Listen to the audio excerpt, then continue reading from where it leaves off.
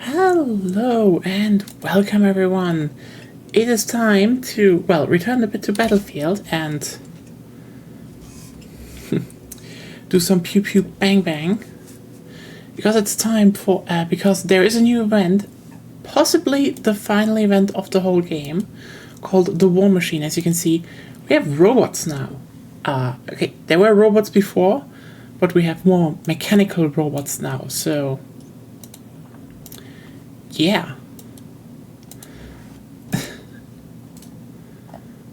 Probably have some new stuff here as well.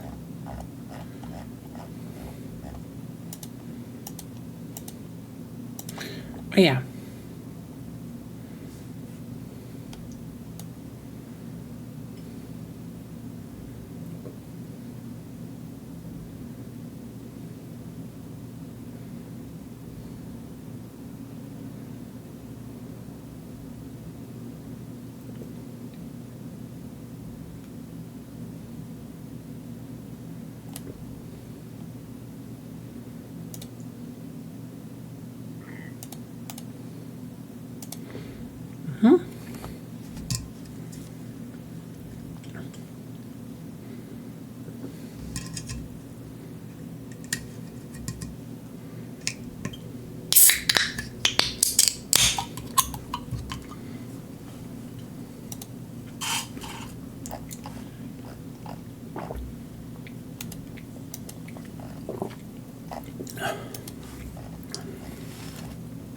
Think.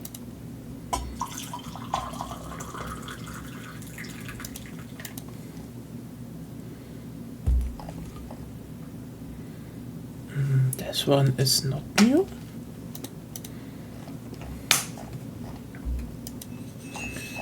Nope, also not new.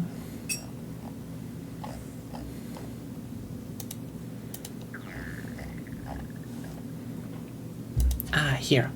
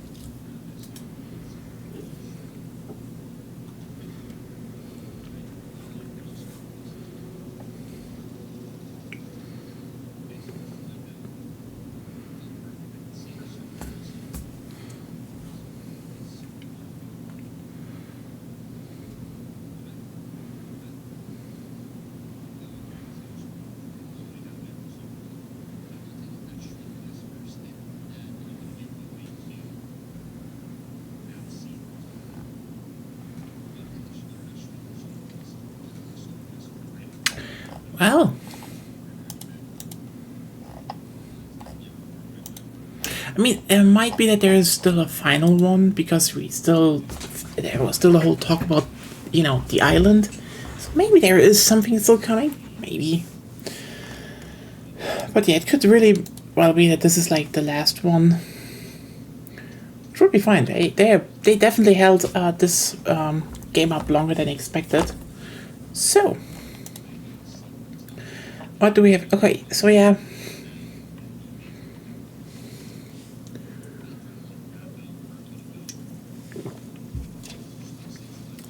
Domination and a co-op mode. And interestingly, this time, actually progress is unlocked. So,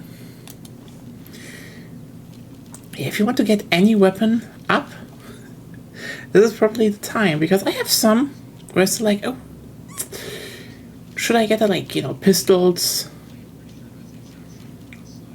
They definitely could get a bit of tier warning.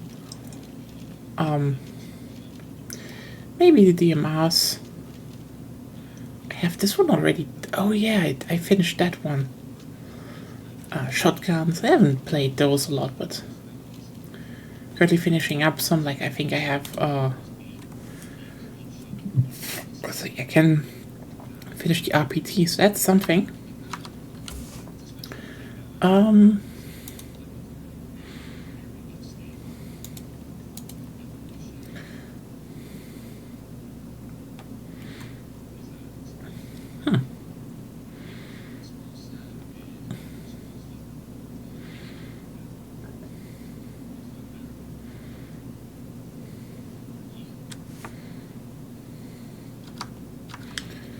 And you know what? Let's jump in.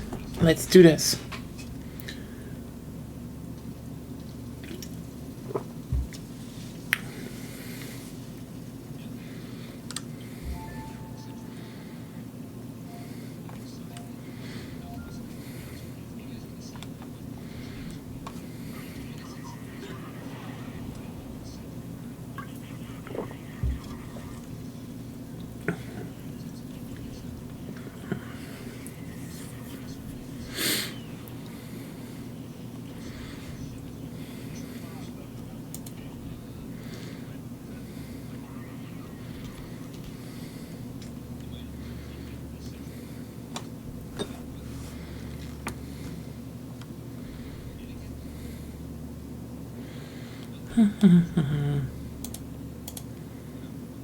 Oh, I already have it though. I guess I could take it my key.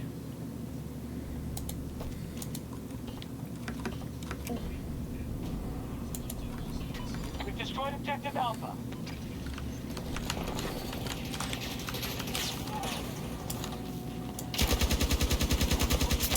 Sector by sector and destroy the objectives. Going up!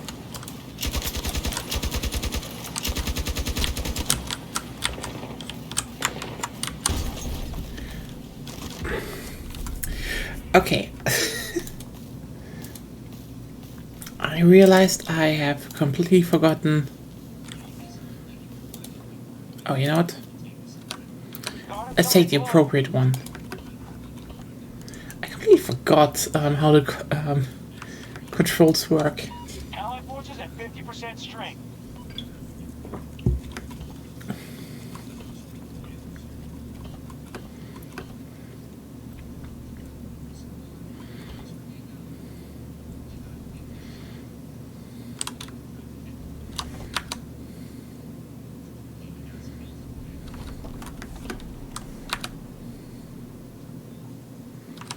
Both objectives taken out. We control the sector.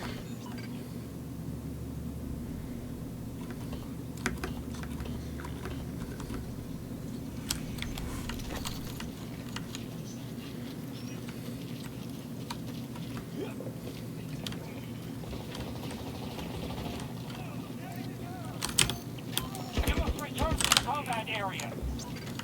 Area secure. Advance to the next sector.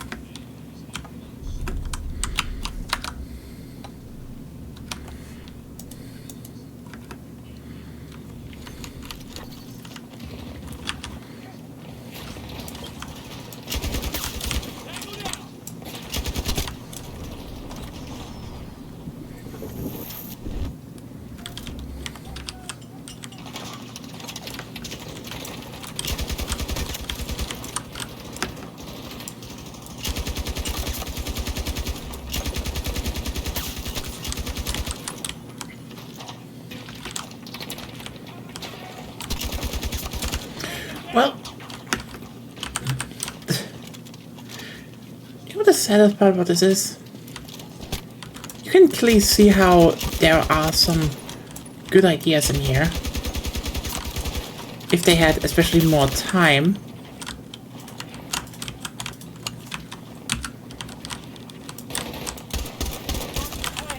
Make sure they detonate.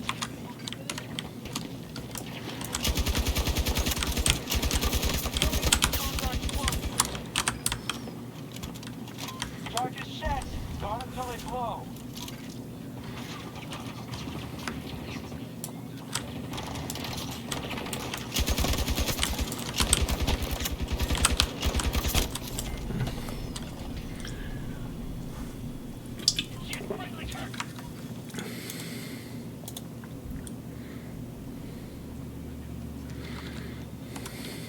Nice.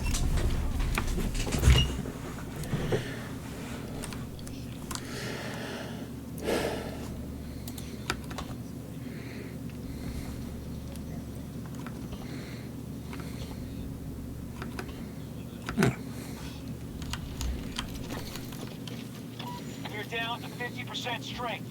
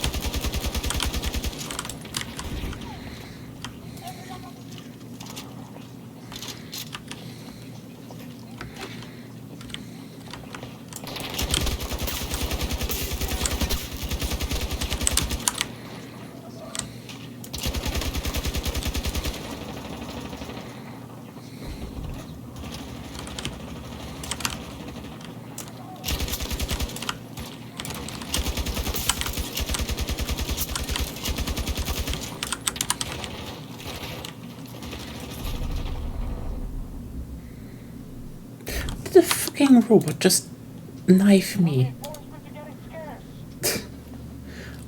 Ah. Our forces fall back. We've lost this one. Taking slight offense with that one, by the way. I mean, it was totally on me, but still.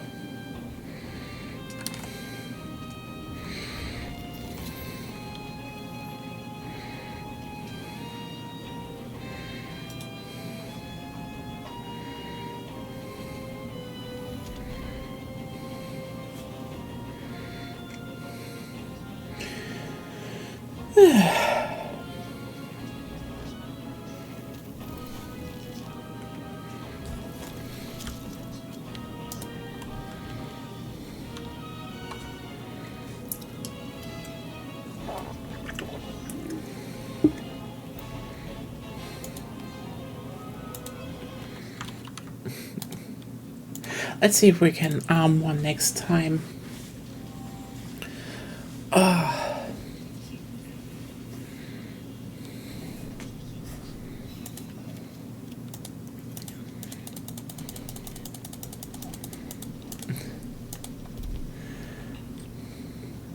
Yeah, this is going pretty splendid.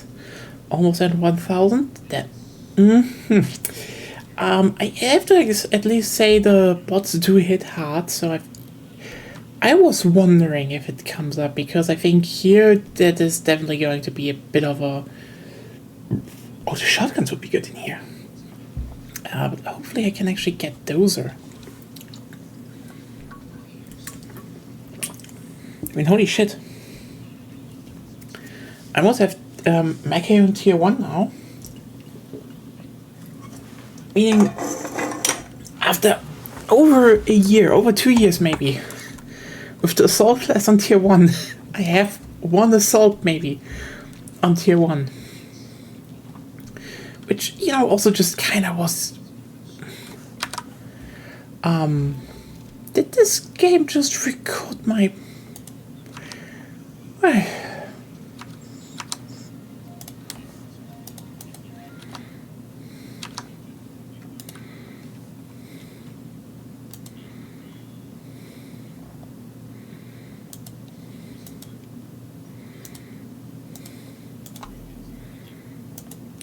No voice chat. I do not want voice chat. Why was it turned on?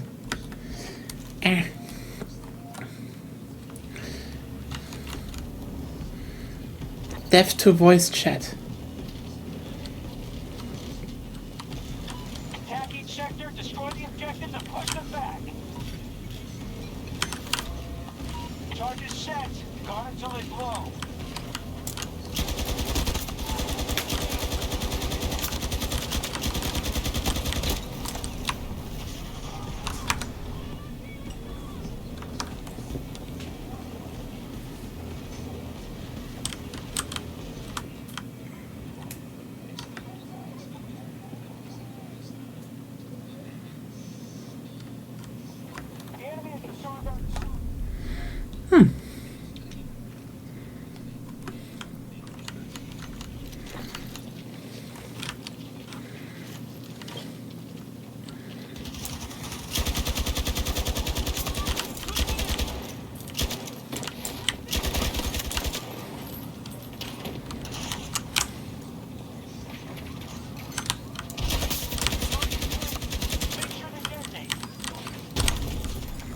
What the f...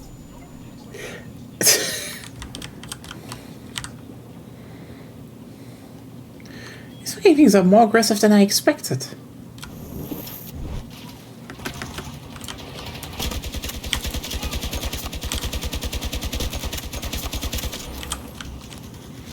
There we go.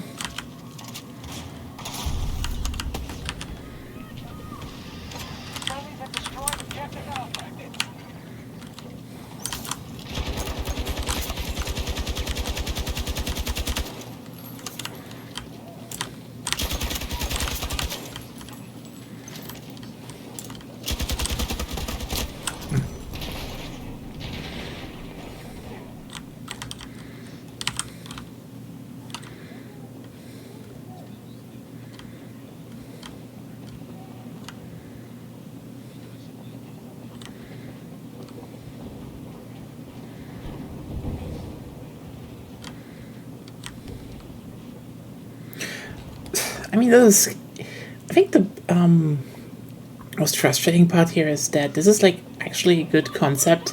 Because I generally said the series does need some sort of co-op mode, and I think there are co-op ideas. Especially for, you know, that are not as explored and can definitely be... You know, where, you know, Battlefield could actually fill a niche. And I generally think the idea of, you know, oh hey, you're you know, you're trying to go to an objective and doing something, that's good. Generally, you know, we already have, you know, more linear maps anyway, so you could just actually reuse a bunch of that stuff. Like, maybe have one or two, you know, dedicated maps, but you can definitely reuse some of them. And I generally think the idea of robots is, you know, not bad.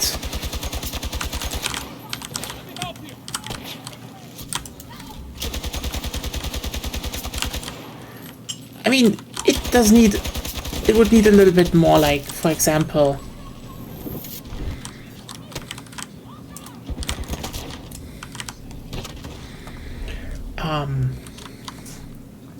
you know, animating the robots a little bit more mechanically. Those are, you know, the small things. And also, kind of a big thing, okay, bigger thing, not just blowing stuff up. I would definitely say, you know, have something where people are in an area, have a bit of a gradual, you know, a bit more of a gradual growth in what they have maybe in weaponry, and also generally have an outside leveling. You know, you have a class system, have some leveling.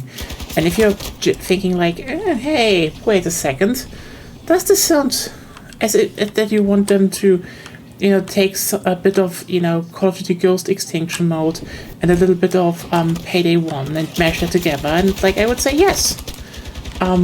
First of all, the market is open.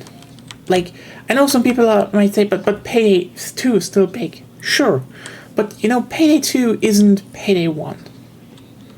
You know? Payday 1 is a lot more, you go out and you just go to an objective and fight to it. Like, I think... oh, okay, that happened. Nice. You know, it's best example is something like Heat Street. You fight towards a point... You go and actually, you know,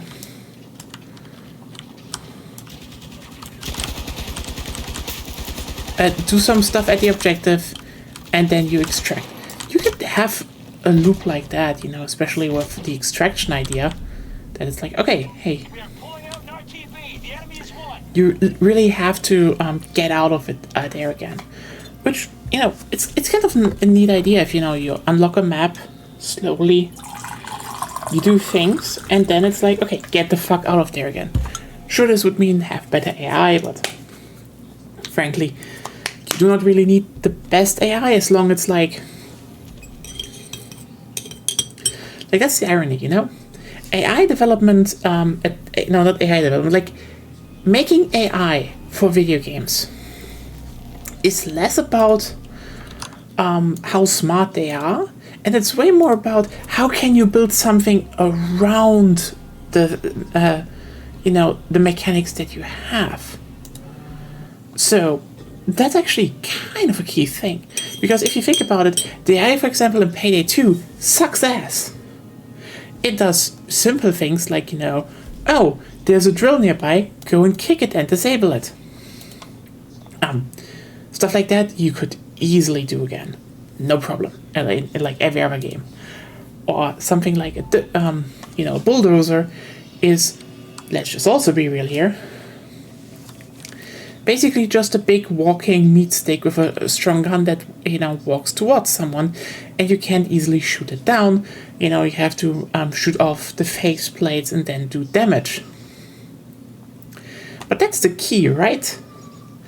The dozer doesn't need to really have a, you know, clever AI or complicated movement, because the whole point of the dozer is to go in and fuck shit up.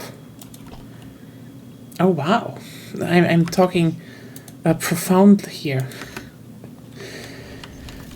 That's just a big thing, you know. And the harder something is, and it's like, okay, have something like maybe a bit of a skill tree system for classes or a perk system. Just a few things, you know, that people can, because let's just be clear here, while they don't need to, a lot of people really like outgame leveling when it comes to video games, especially co-op games. And I get that. Like,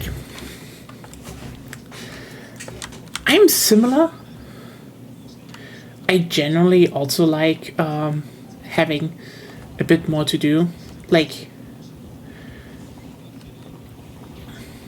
might be my RPG in our RPG liker, because if you look at, for example, something like Left 4 Dead, I don't think Left 4 Dead is a bad game.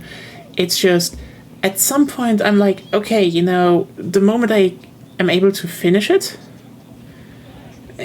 what's there to do, you know? So it just feels a bit off if there's just not much to do, you know? Like, oh hey, you just are the same characters over and over again.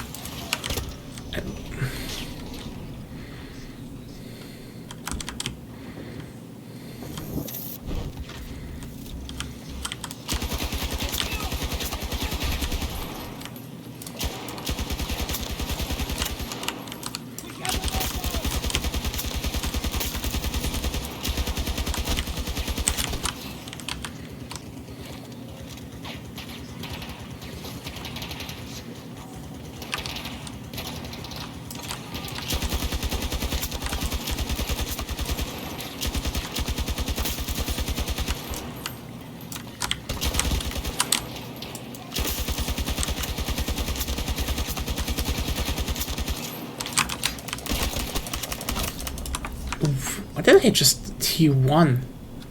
Oh, the med pen! Oh.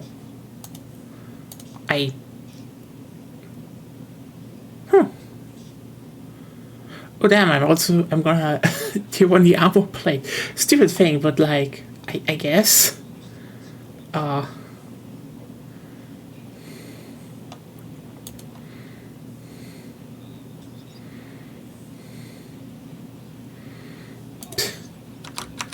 Fascinating.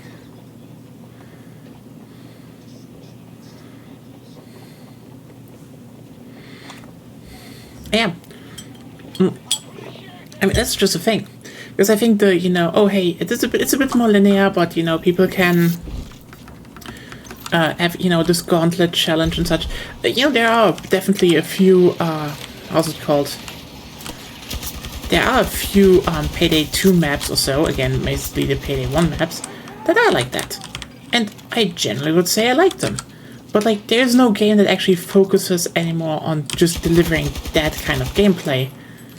Because, let's just be clear here, Payday 3 isn't that. I know a lot of people are like, oh, they're mixing Payday 2 with Payday 1, and like, they don't.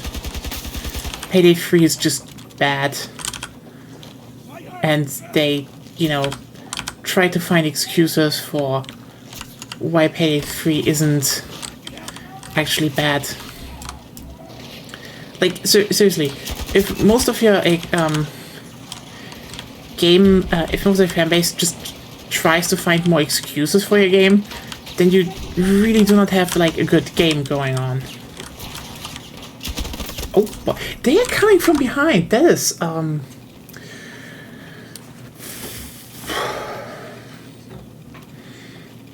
that's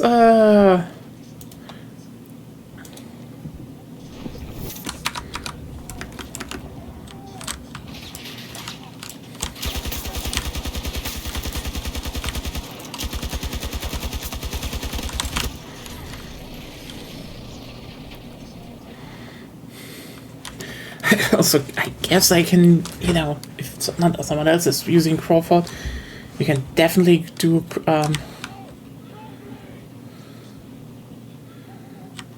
Boris and Crawford, just setting down the turrets.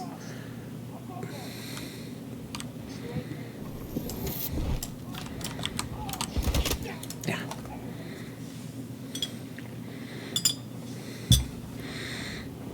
I really wish I was revived always in the direction I looked at. Yes, thank you.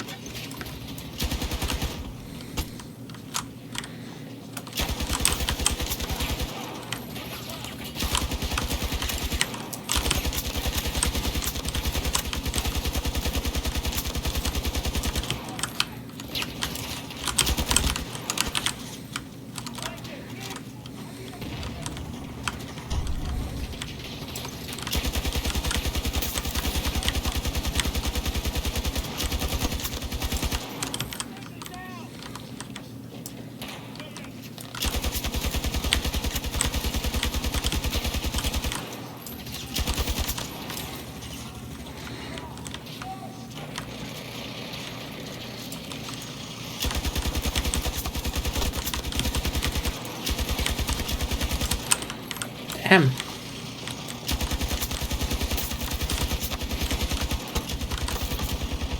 There's no fucking end to them.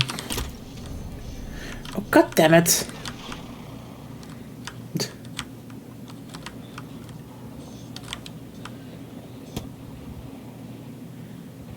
Yo.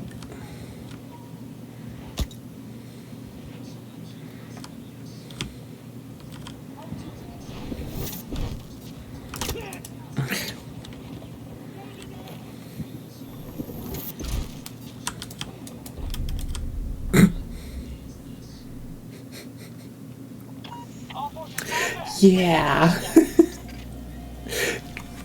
That was...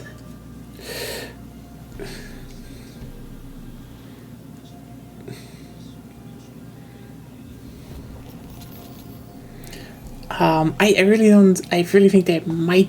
They should maybe turn them off.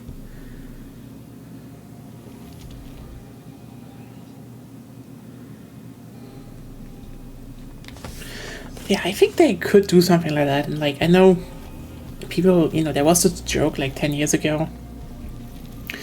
You know, we need dino mode. You know, there's gonna be a dinosaur co-op mode coming, and frankly, I don't know. I do think it would be interesting, but I don't think dinosaurs are like the best idea. I think robots would generally be pretty good because, like, you can make a lot of stuff with robots. Let's just be very clear here. Robots are very versatile. You can have, you know, your standard walking ones. You know, that's the obvious. Those are the obvious ones, right? You know, standard walking robots. You can have something like spider bots crawling around, and you know, you can have flying swarms. You can generally have flying robots. There would be, and also it would be a bit more logical of, okay, why are these you know, robot hordes working together instead of, oh, why are dinosaurs working together? Like, the moment you try to do that with dinosaurs, it gets into a very goofy thing, while robots is just like, they're robots. They're, you know, it's Terminator. You all know that. And boom. Explanation done.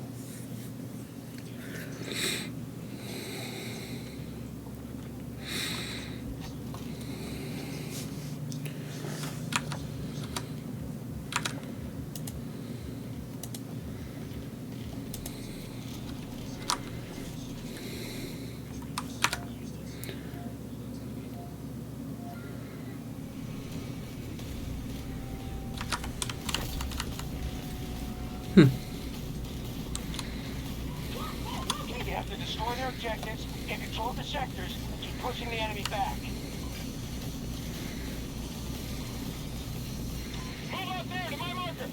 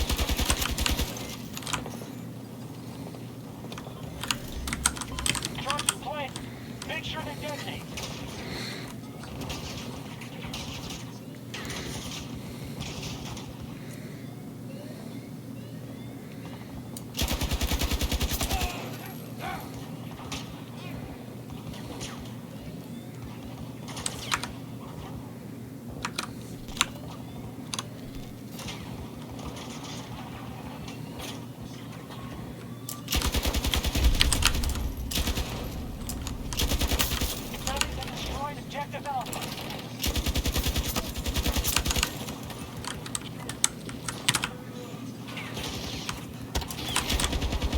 Target set.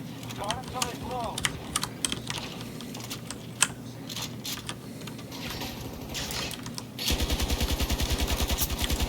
There we go.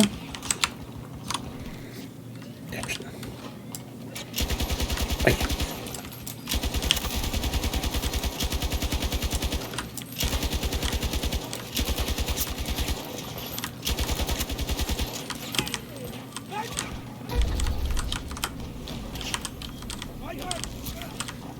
Marking hostile. Around 90 meters. Sector. Sector has been destroyed.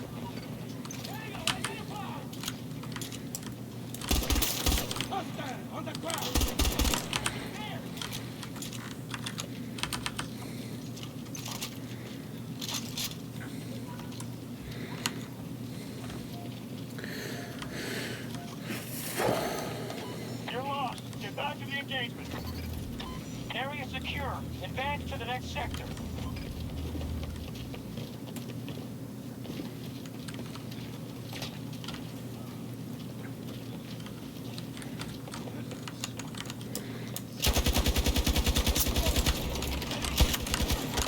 Meters from your position.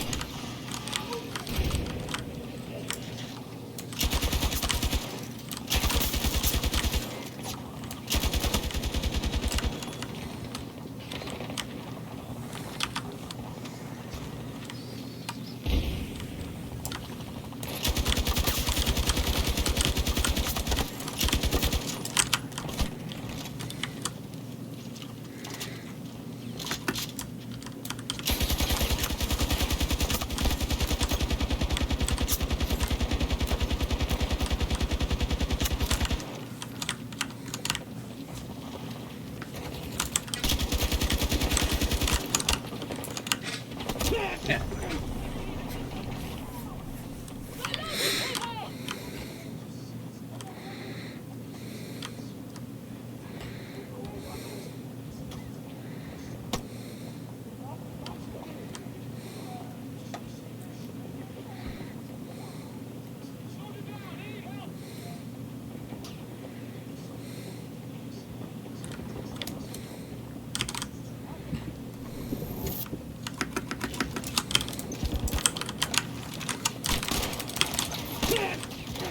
Both were empty?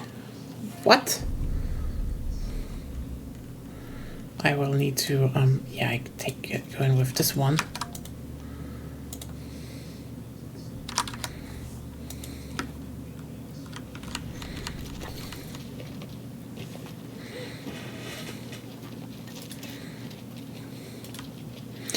Dun, dun, dun, dun, dun, dun, dun, dun.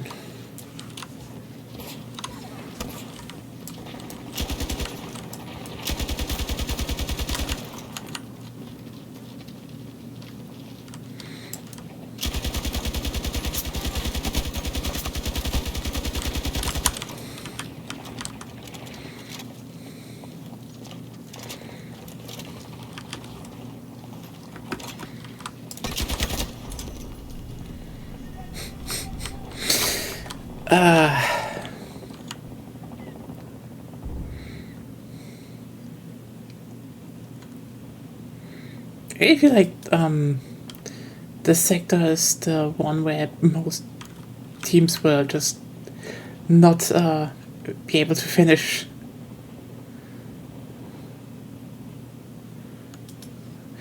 Maybe.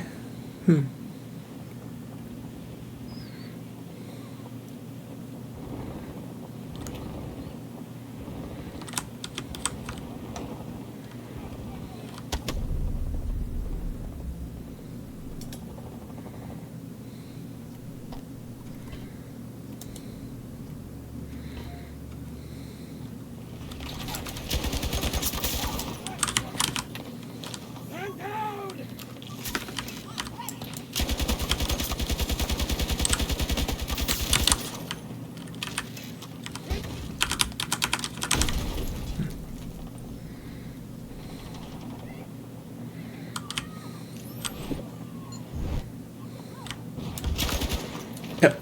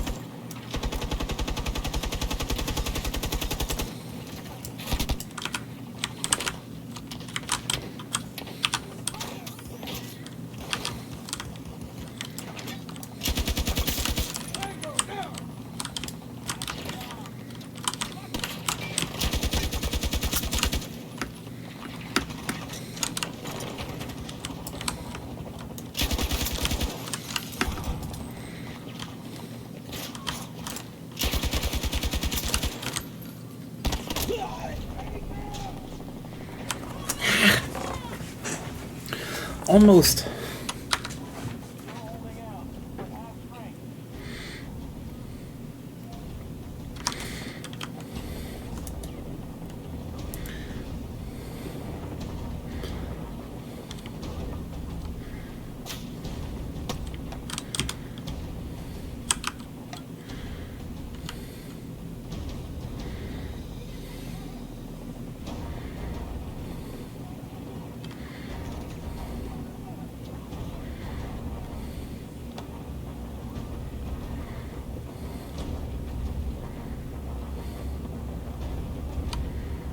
Yeah, I don't think I will get to that.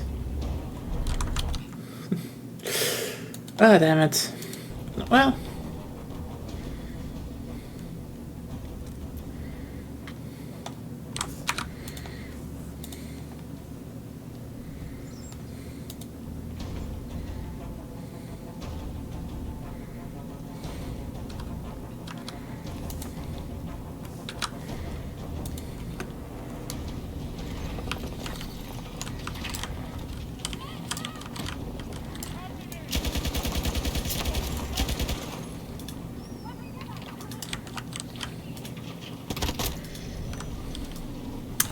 Hello, Bong Stacks. Yeah.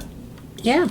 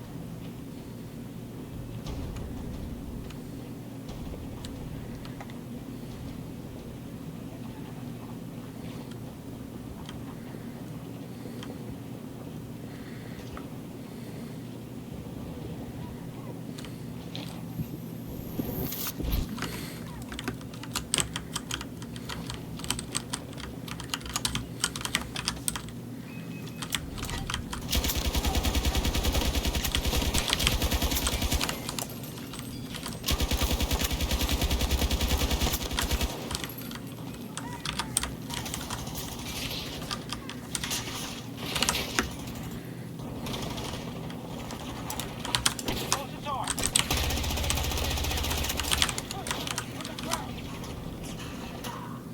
Lie down. Get it. Charge is planted.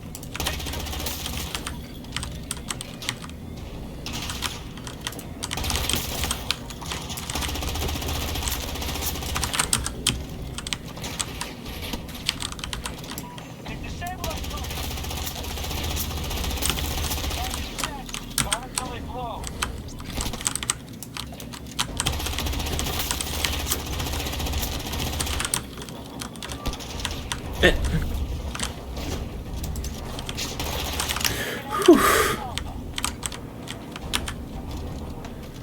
Okay.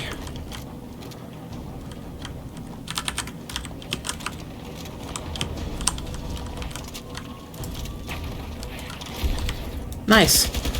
Okay, we got this one. Damn. Objectives destroyed. We now control the sector.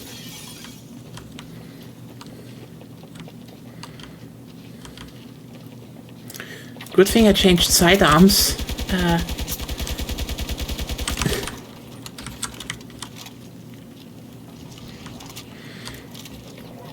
I really cannot follow your question. Sector secure. Charlie right. Move up.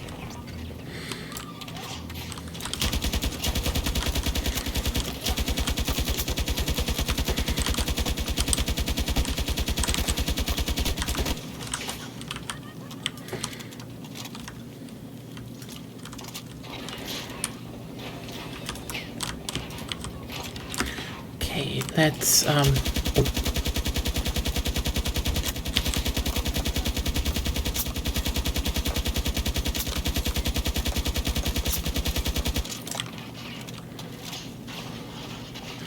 Okay. Close the door. Shoot any tango who gets near us.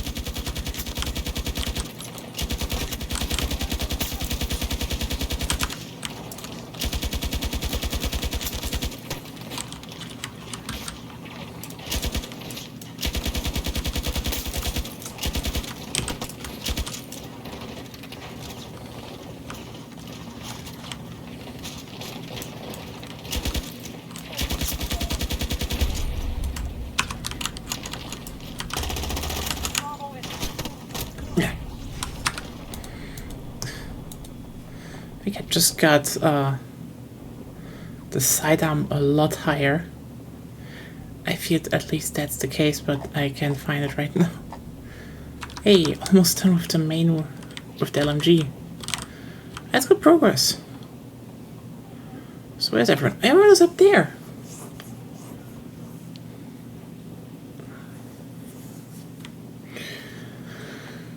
Oh, nice. Well, hi bot. Nah. And bye bot.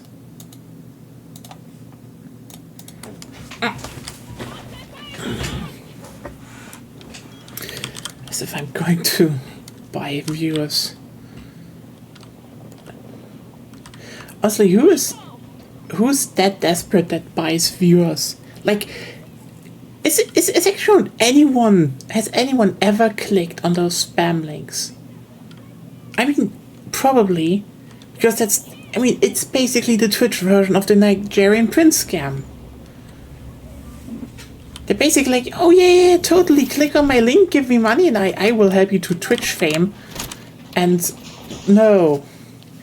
I mean, that's the thing, you know, that's why I say it's the Nigerian Prince scam, you know.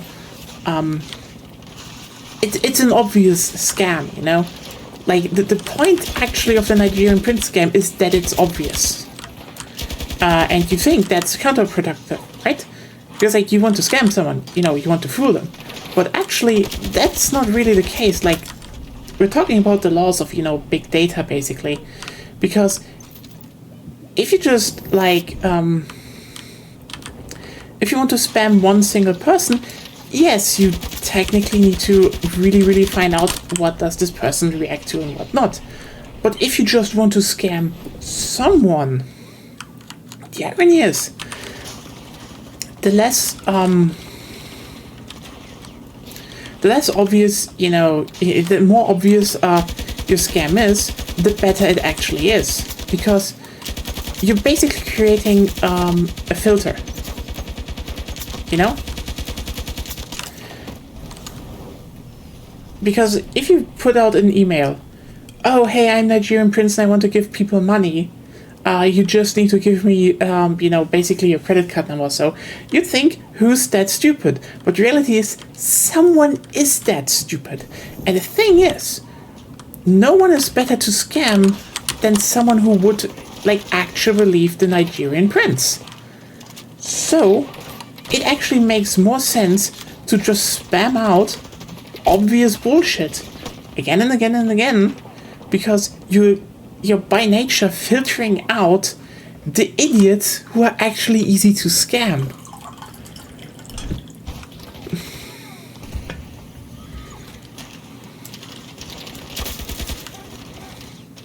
So yeah, the nature of this the spam bots is, it's obvious bullshit, it's obviously shady, it's obviously crap, but you gotta scam the gullible people, and nothing filters out gullible people than just spamming very obvious bullshit. And then again, it's like, also, you do expect that, you know, okay, you're like, okay, wait, are there that many stupid or gullible people out there? And the answer is, listen, a lot of rich people believe in Rocco's Basilisk, and it's like, just Google this shit, and you're like, wait a second, those people are idiots. And like, yes, they are. I mean, they're petty little idiots, but that's that. I should not have gone around that way. But hey, the mentality, the psychology behind scams. I hope y'all learned something today. But that's the irony, you know. You're like, oh, like you'd think scams should actually have a bit of how's it called? A bit of class. Like, you know, I think everyone does want to have, you know, get at least the feeling that the scam tries to actually, you know, scam you. like, you know, that's the thing, you know, you're like, okay, wait, you want to scam me, put at least a little bit of effort in. But the sad reality is just, no. The thing that makes money is the low effort spams. The really low effort scams are the ones that genuinely make the most money. Use that knowledge however you see fit.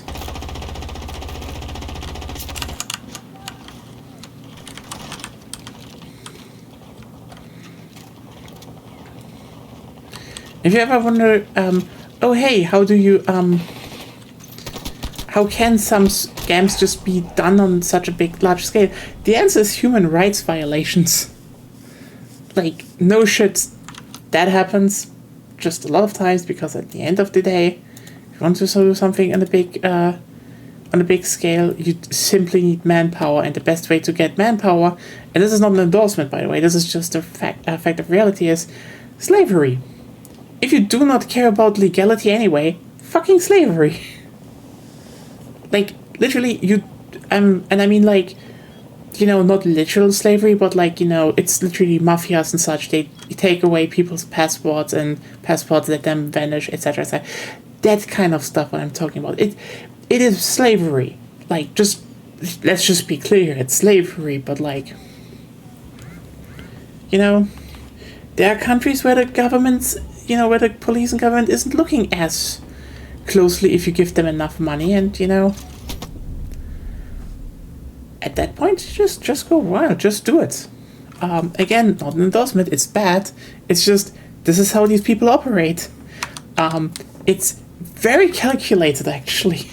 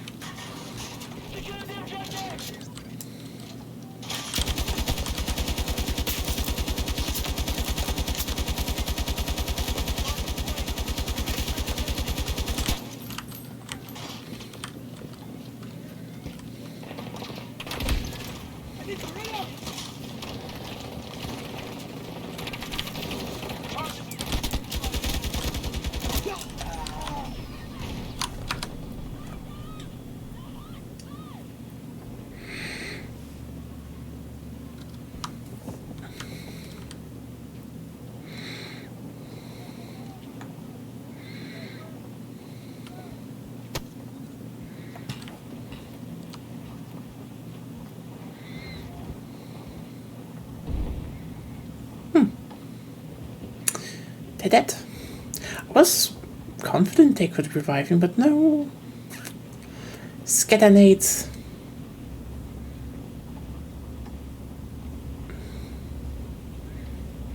Looking dicey. We're at half strength.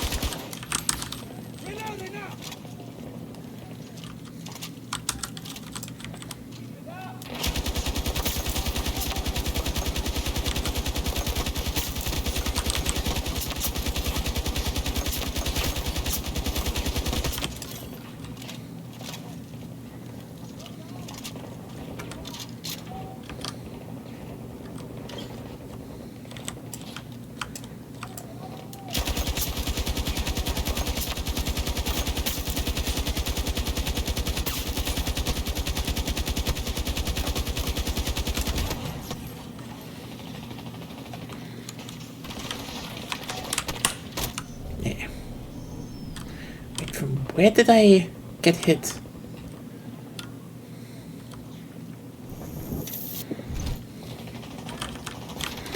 Well, anyway.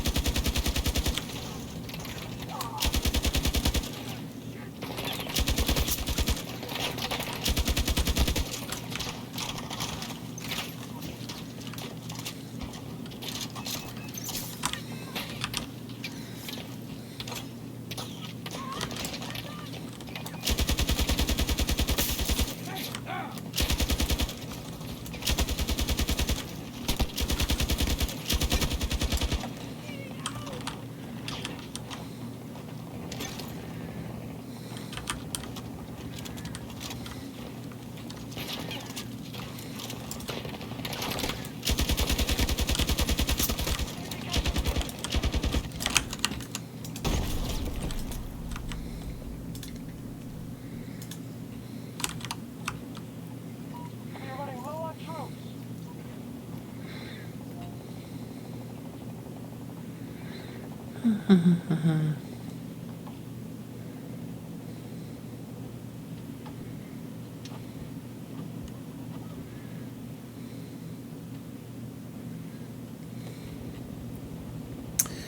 Oh well.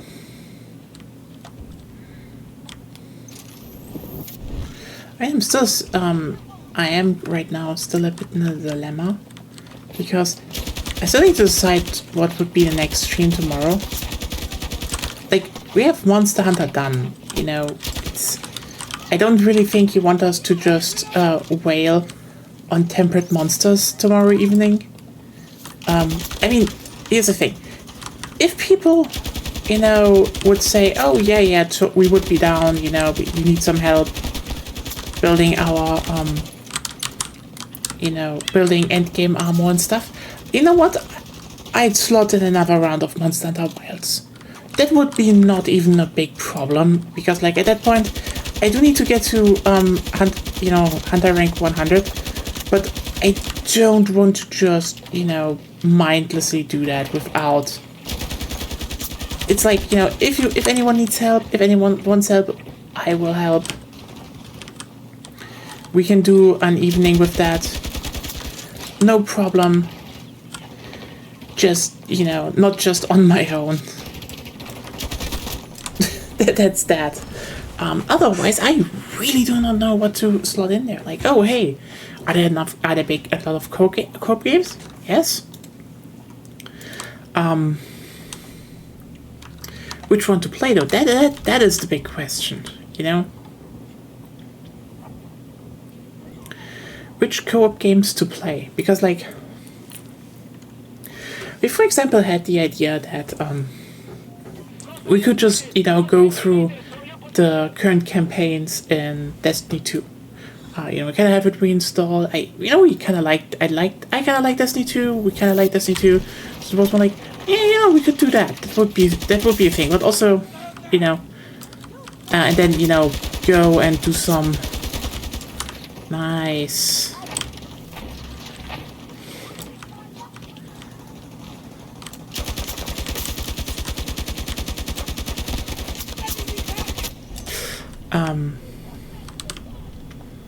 Do some strikes maybe. Maybe people are there. Like, the thing is, just as I realized, they now have dungeons which are basically 3-person raids. So I was like, actually, I went into a dungeon with Agonia yesterday just to be like, oh hey, how are the strikes?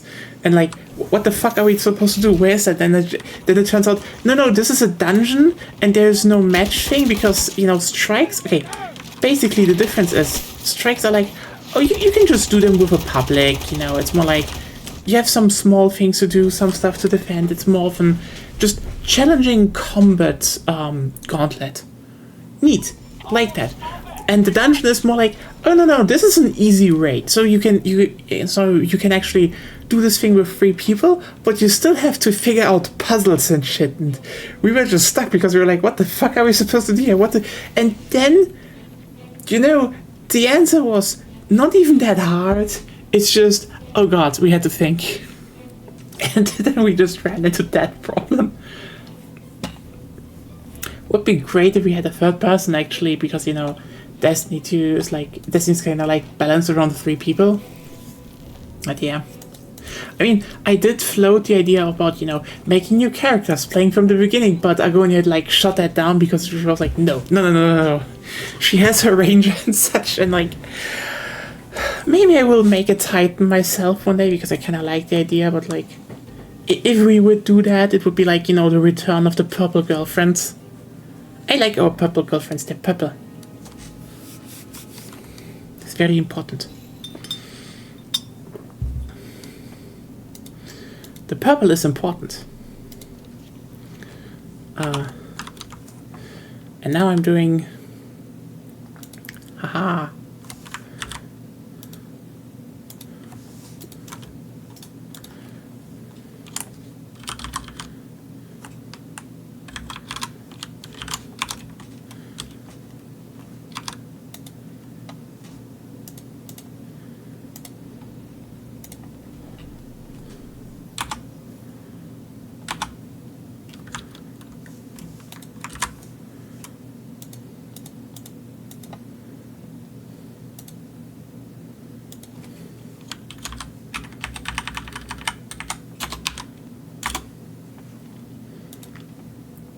Nice. Finally that done. Also, god damn it. I really will get the fucking armor plate full, won't I? Yeah. Anyway, time to actually go to something else. We have another gun,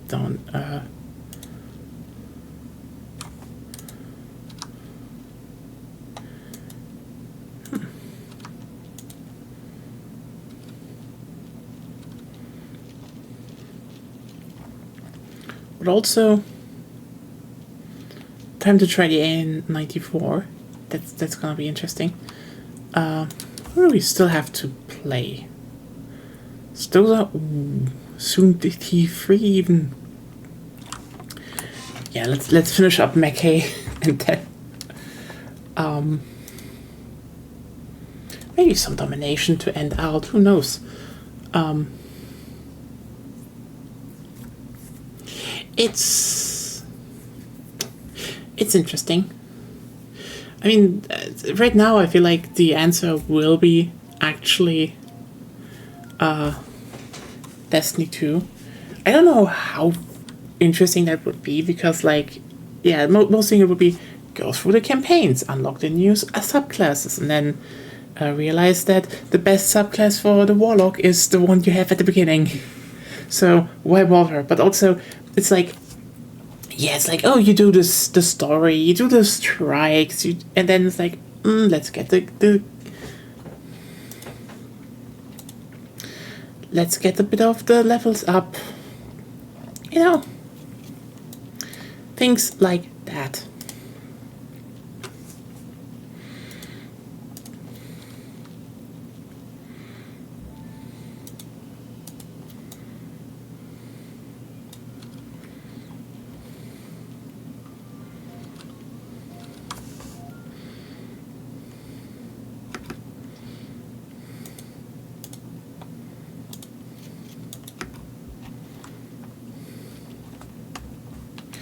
So, don't know. This is actually up to you. If anyone is listening, like again, if you're like, oh hey, actually I need some help with Monster Hunter Wilds, and it would be kind of perfect if you streamed a bit and had in a squad lobby, you can join the squad.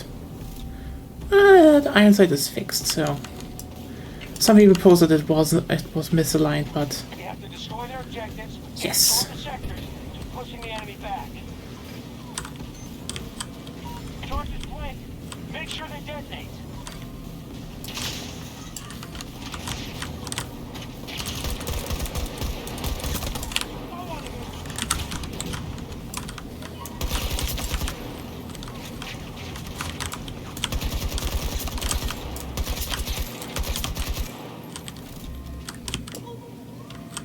Nice, already a site unlocked.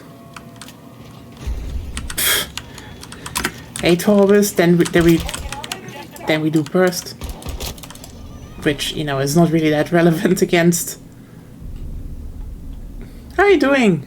How is everything going? How are you enjoying the event that is basically let's get all your weapons to T1, we do not fucking care anymore? What do we have here actually? Okay. Obviously going for that one. I think the most interesting part is that we might get a few more vault weapons still. Yeah,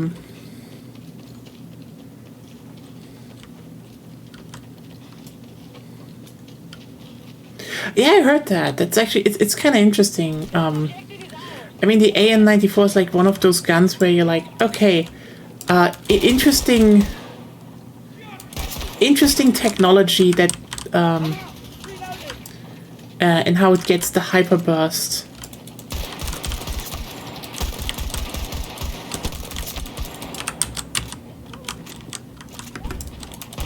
Yeah, fuck.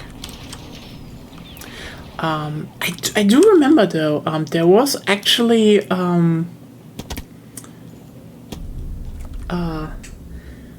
I think it was CSI New York, I think. One of the CIS series, you know, there's like, I mean, how many are there? There's like CSI Miami, CSI New York, Navy CIS. CSI New York was honestly just very mid, in my opinion. It was alright, but like, the good ones were, you know, Miami and Navy CIS. Navy CIS were just idiots, and I loved them, and Miami is just like, I mean, sorry, if you open every episode of your show with the fucking main protagonist making a one-liner pun, so putting up his glasses and then won't get fooled again place, you know you're in for like peak TV, you know? That show is just, it aged. I mean, I don't know if it aged well, but like it has style. But yeah,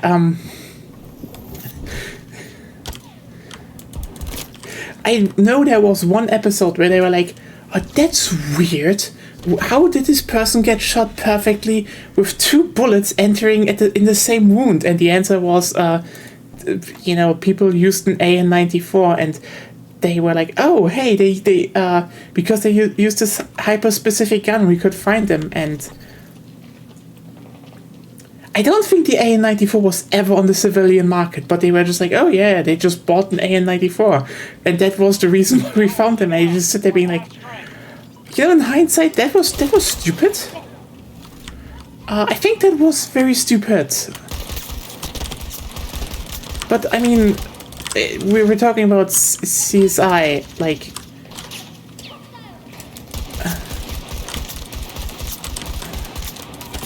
I think that kind of TV show is just also dead nowadays.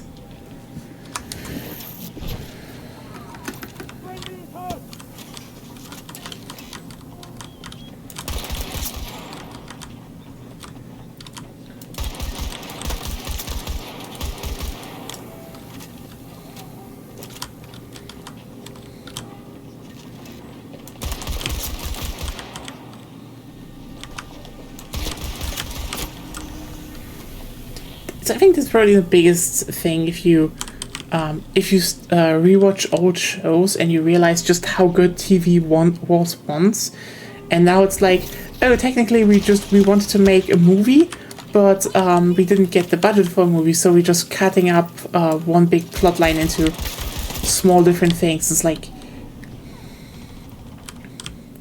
you know what?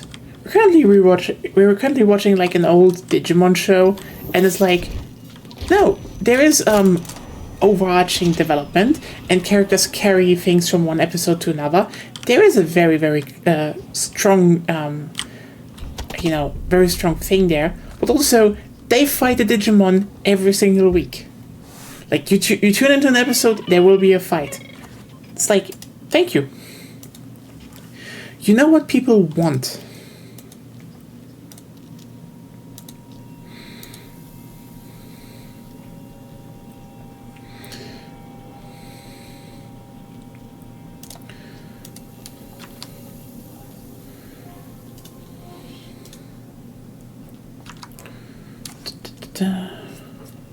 Okay, so we actually have a bunch of shit done.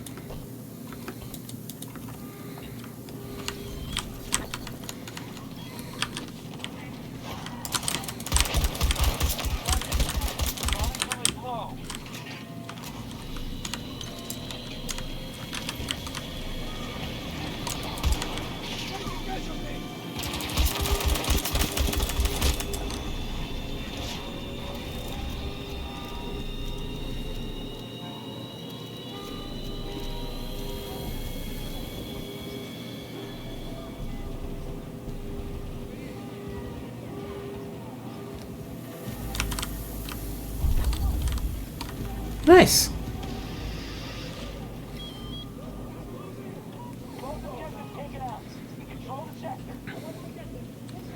Yo. Oh, nice. We have like teamwork here.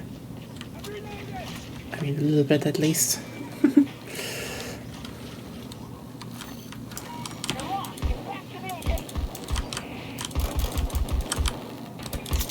Yeah, nice. The AN-94 is in 2042 now. I generally think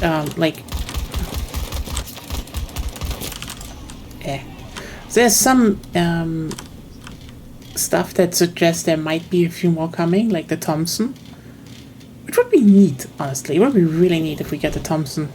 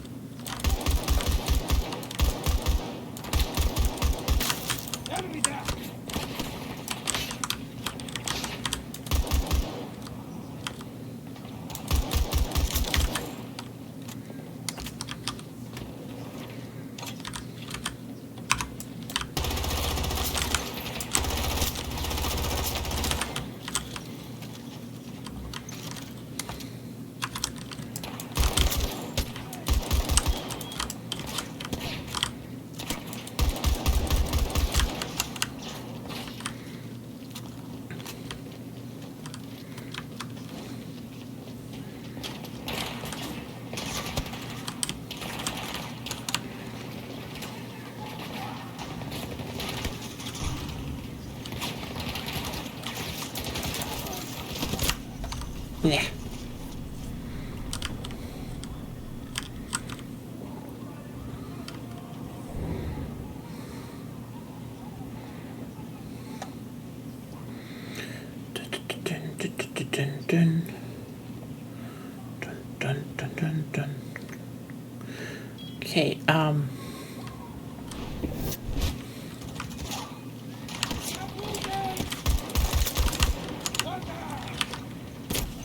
Okay, fuck.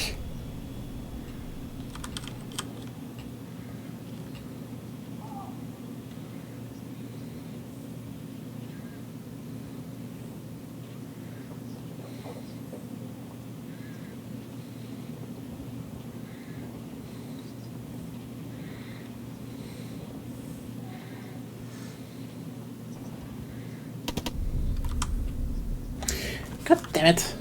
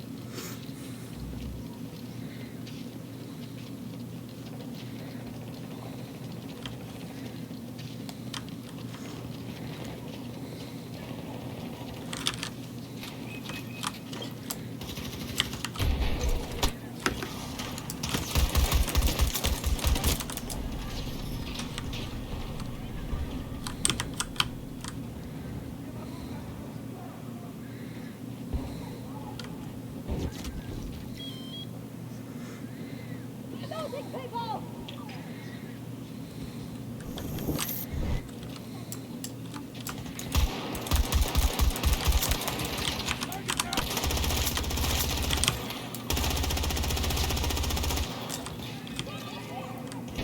Okay, I honestly feel like the best weapon for this mode might be the P90.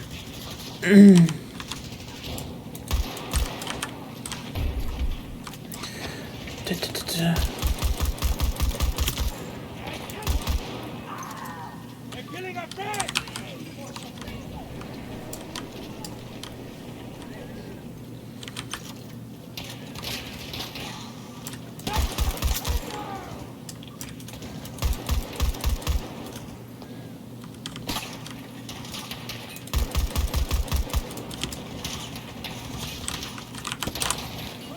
Hold on!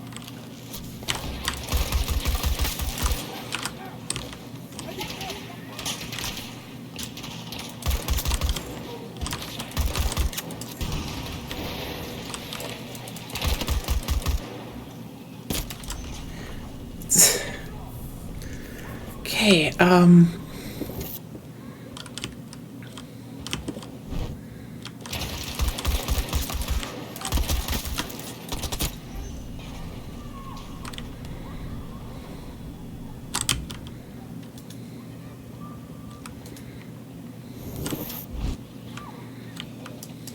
Reload it!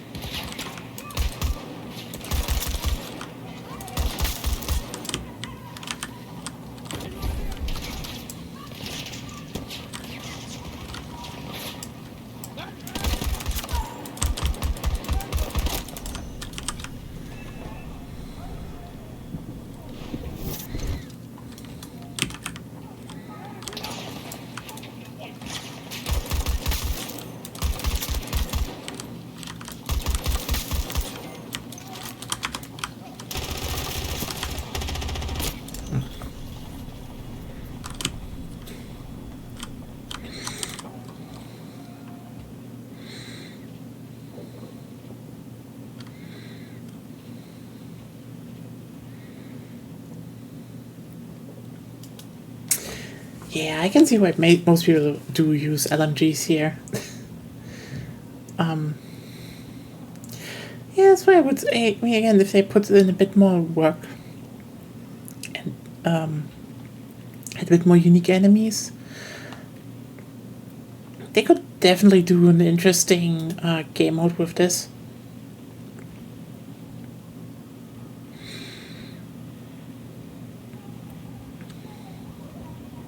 I don't know, maybe in the next title. Who knows? Okay, I mean, I don't really think they will do that, but like...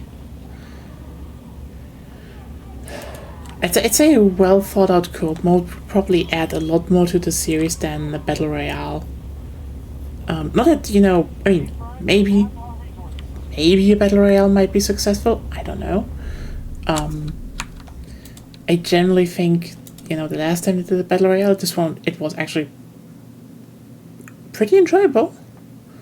I don't hate Firestorm, like, I generally think this was probably the most fun I had in a Battle Royale game, but like, even more so than any other title, it is so geared towards the fact that it wants you to play in a team.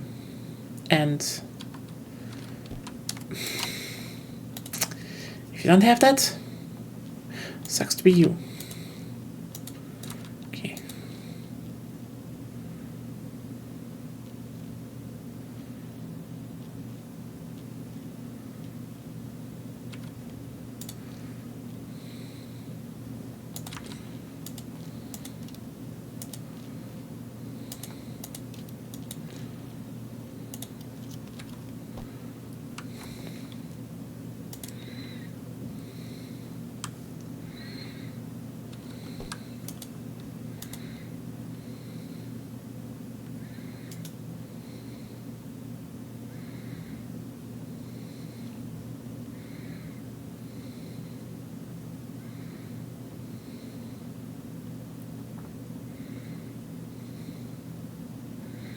Charges planted.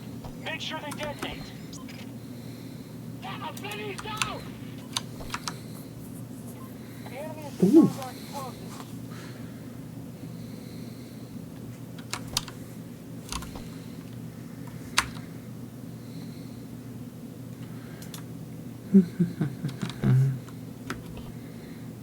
Charges set. Got until they blow.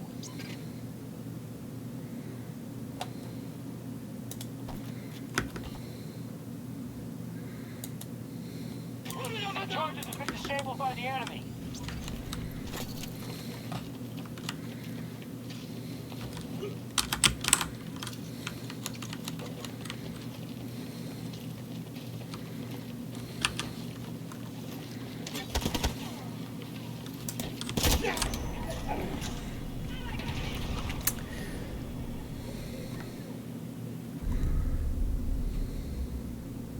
Explosives armed.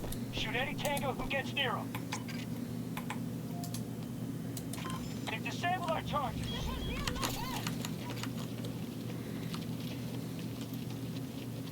Our reserve forces are getting low.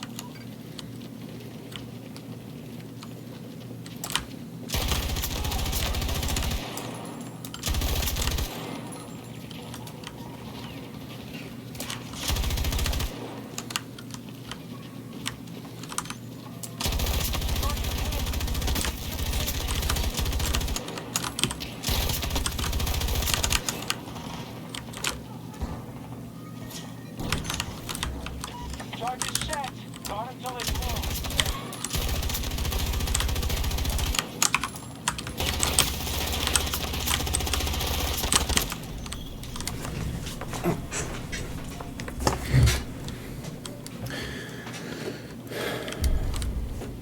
The enemy has disarmed our explosives.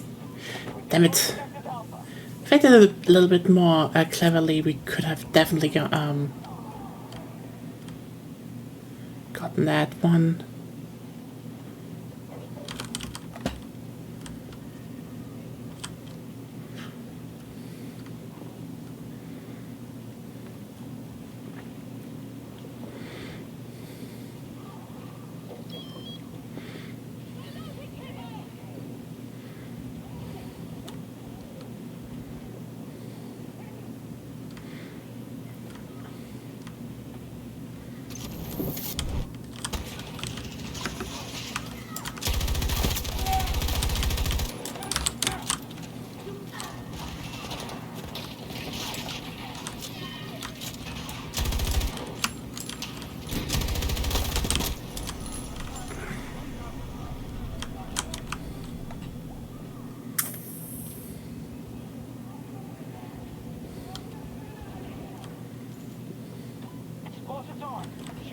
Tango who gets near him.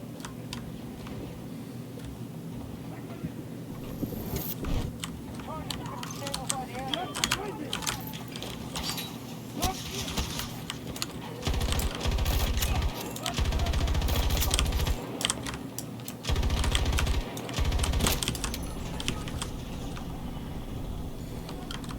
Target's planted. Make sure they detonate.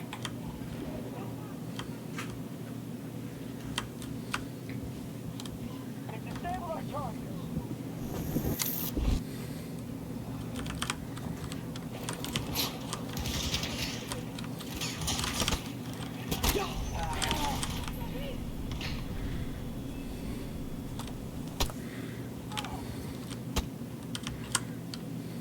We are pulling out an RTV. The enemy's won.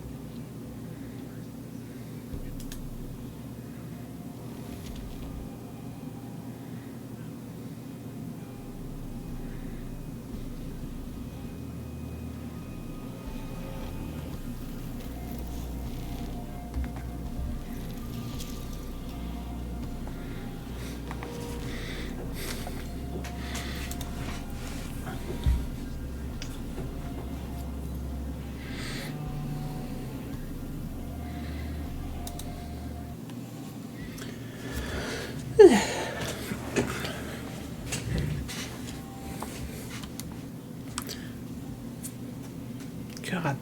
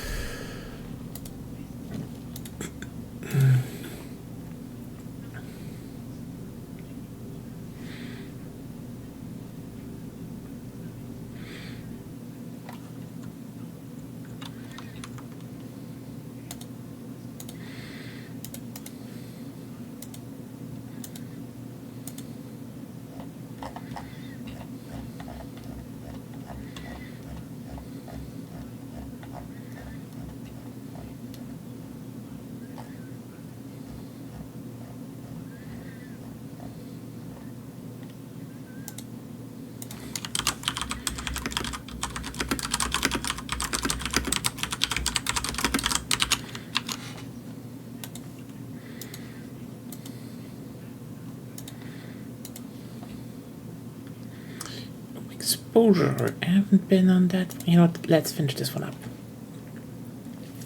Let's just do it.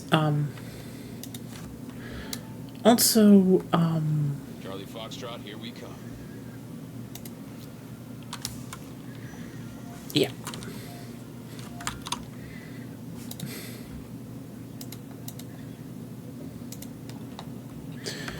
Hey.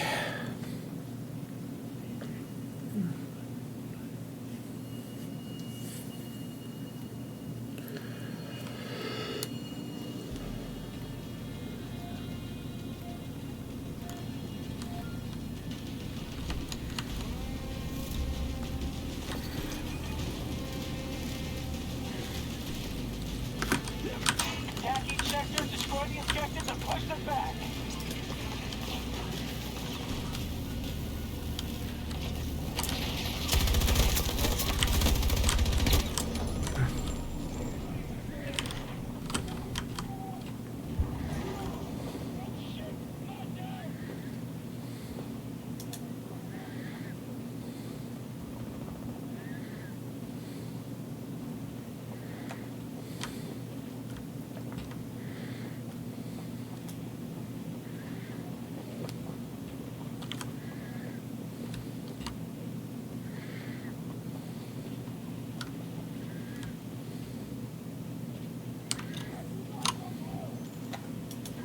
Explosives armed. Shoot any Tango who gets near them.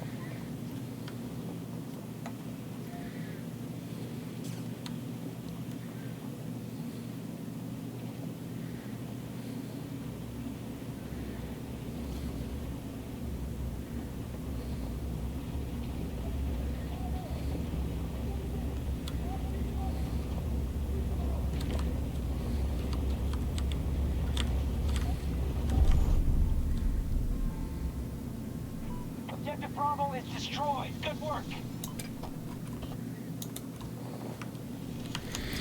Some interesting new sound effects.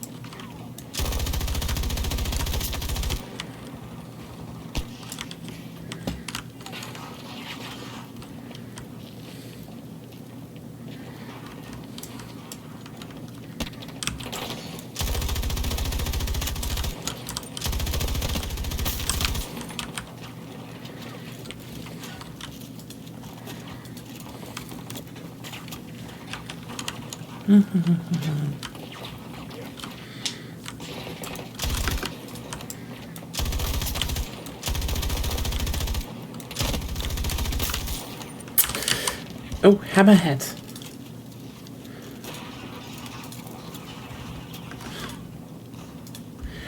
Okay, I really forgot how that anime character was called. It was Hammerhead, wasn't it?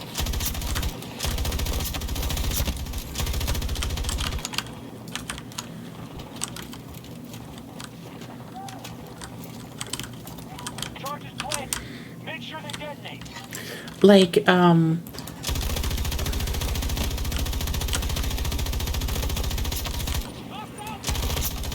sometimes we just, you know, go back to, okay, we see something like, there's an old anime series, I think it was called something like Flint Hammerhead or so. I forgot the full name. It is weird and it's unhinged. Like, it's one of those things where, like, you know, nice. Finally Mecha done. It's like literally unhinged. I'm not making this up, by the way.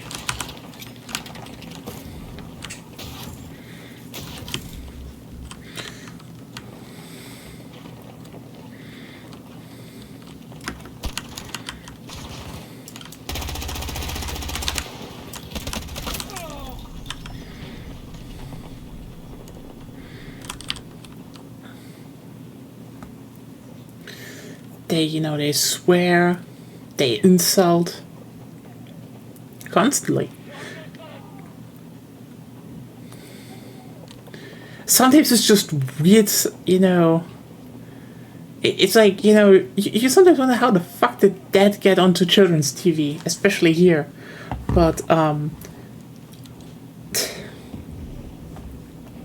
the 2000s were different, I just tell you. They were simply different. Especially when it came to anime, we just had, like, we had good stuff, but also, holy shit, was there, like, there was some unhinged bullshit.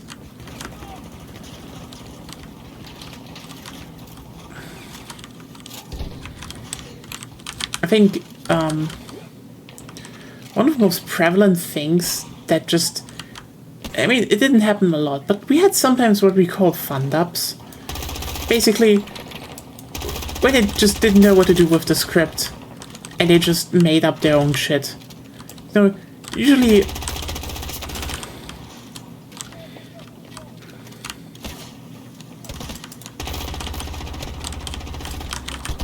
Yeah.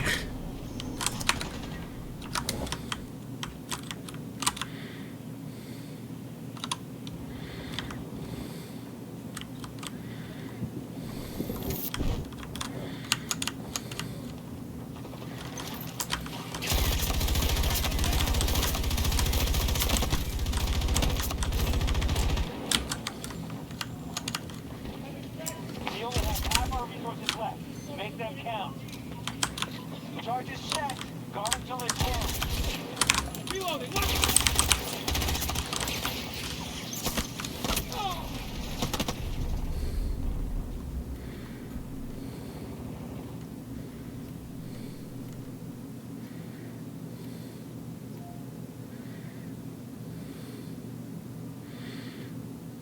Yeah, I'm just waiting.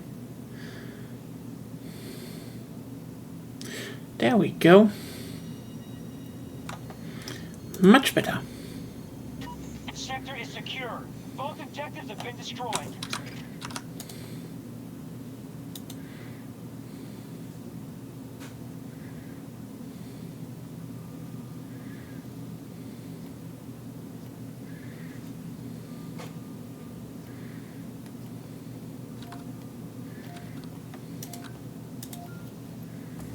Area secure. Advance to the next sector.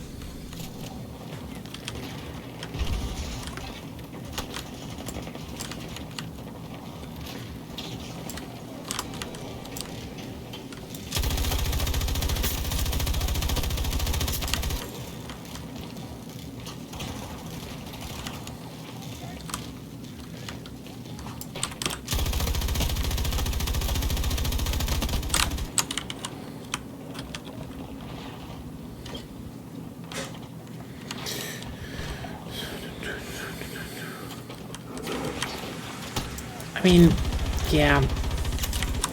You know, to a degree where I think, you know, fun-dubs are like... I mean, they're kind of nostalgic, you know? It's just... I generally will agree with some stuff that's like... You know, you should actually try to, value a little bit more what is being done. Because... As fun as it is to just abridge in a series and it's, you know, kind of official and kind of just lands on TV, you're just sitting there being like, how the hell did that happen?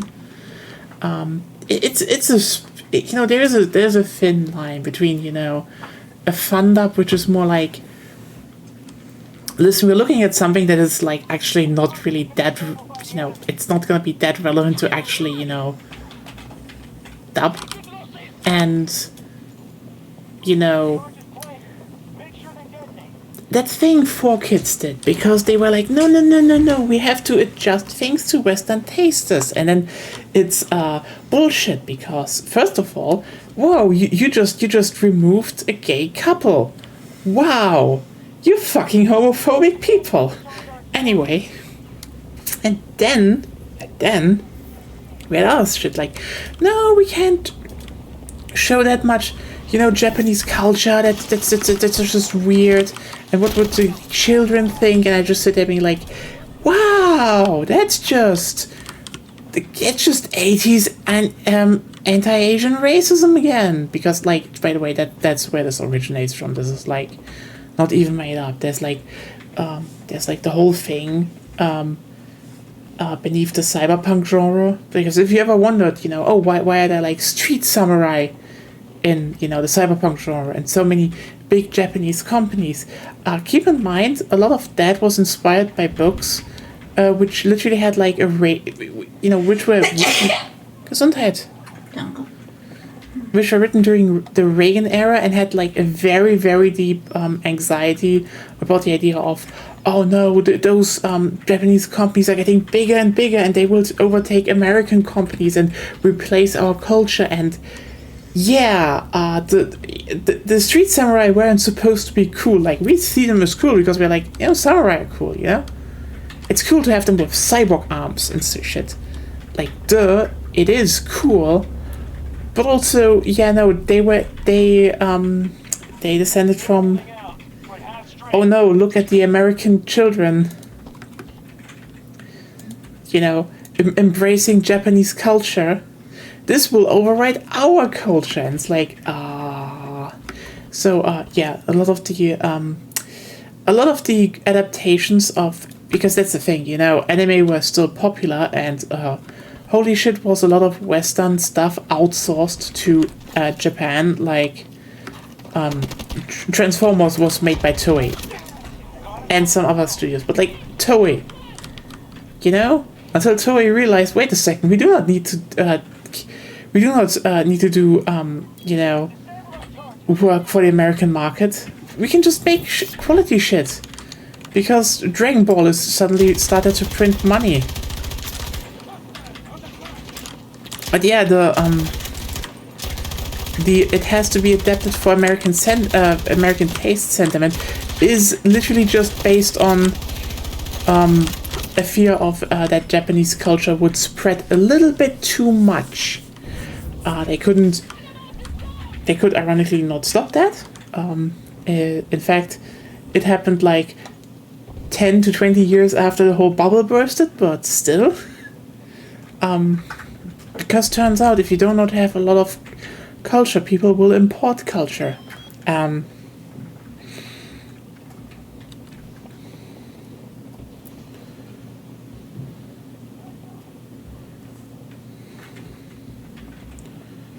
reserve forces are getting low.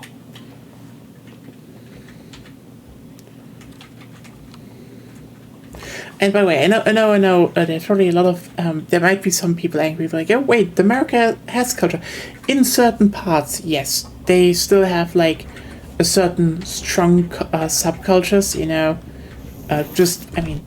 Like I know they're called weird, but like look at Texas, for example.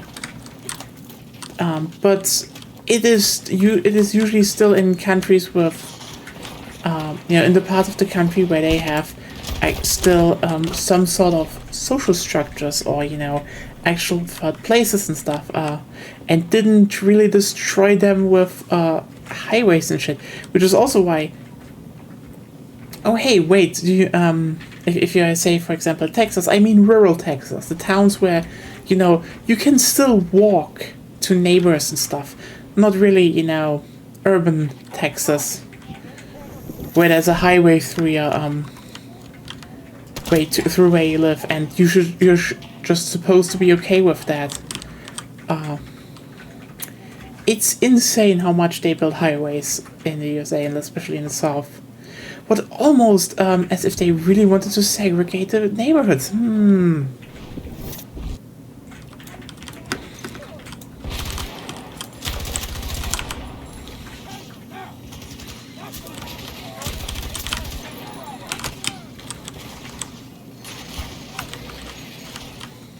Yeah. Houses and head home. This one got away from us.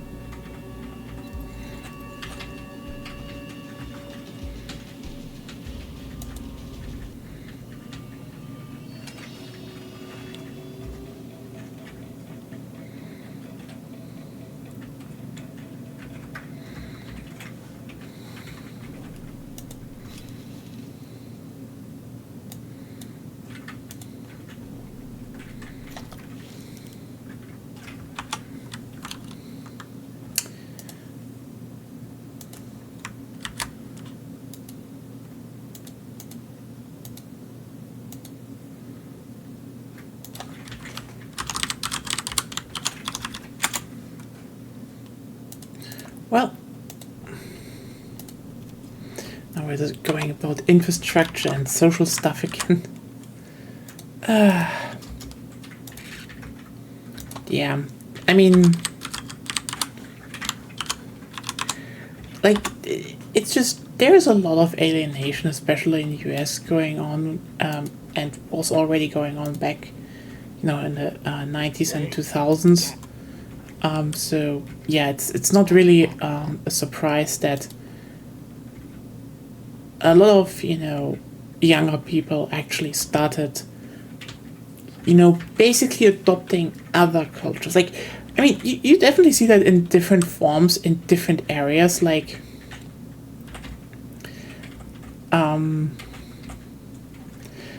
for example, a thing.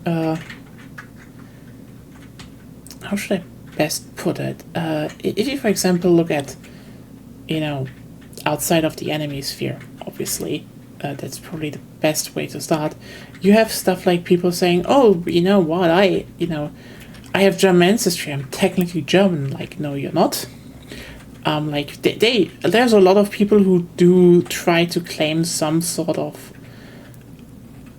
they try to claim a sort of heritage when like no, not really. Heritage is like a whole different thing. Like but they're this very very big very much tied to okay, can you know, oh hey, to an identity of sorts, like, you know, you don't just want to be American is the thing, which is kind of interesting, you know.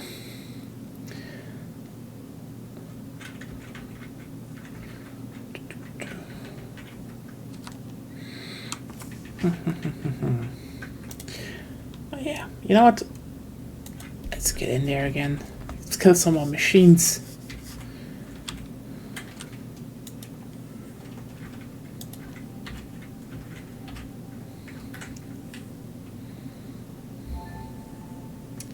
Yeah, if we're in okay, with the Rika, I guess then we can keep with Dozer.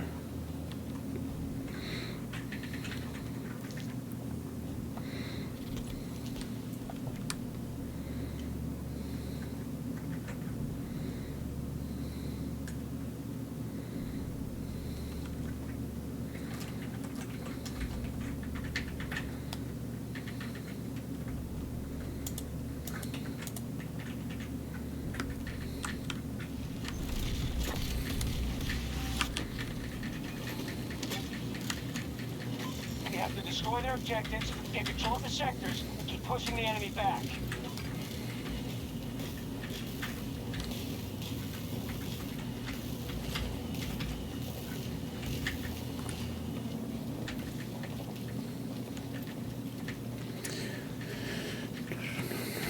Yeah, I'm basically still sitting here thinking like, oh, what would be good for next co-op time?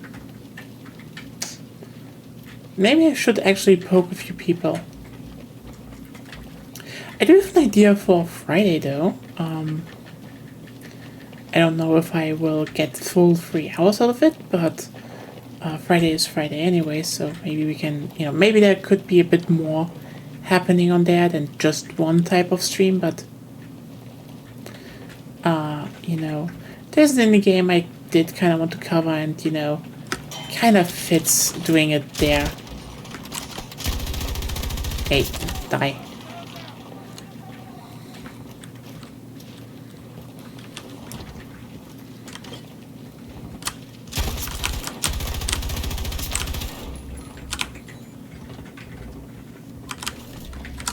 Charge is set. Guard until it's low.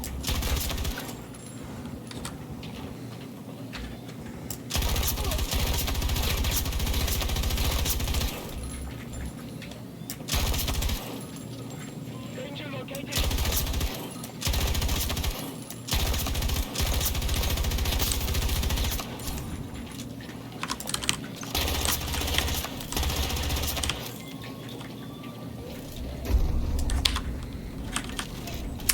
Yeah, Objective Alpha.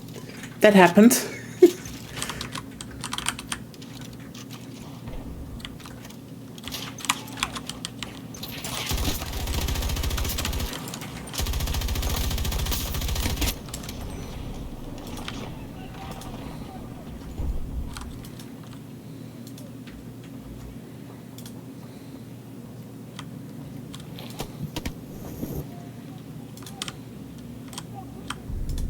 Yeah.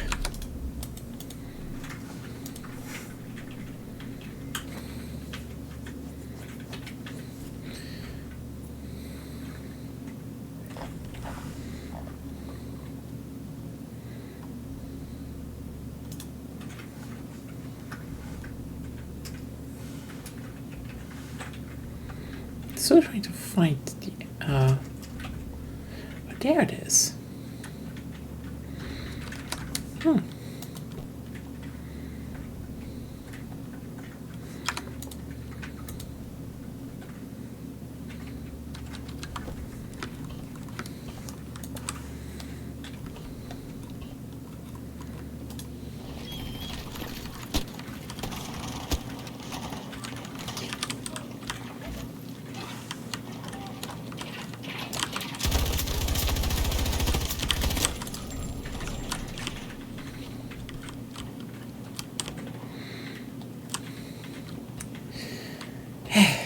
Damn it.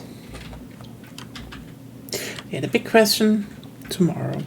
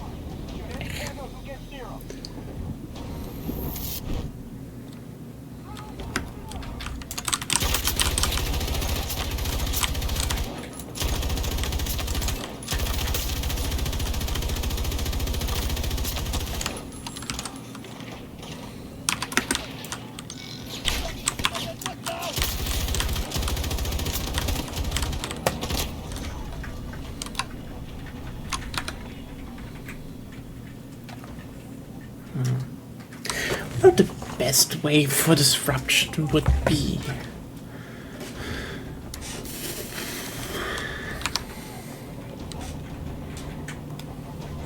Still holding out.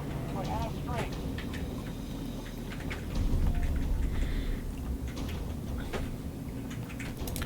Is it maybe Blasco? Is it Blasco?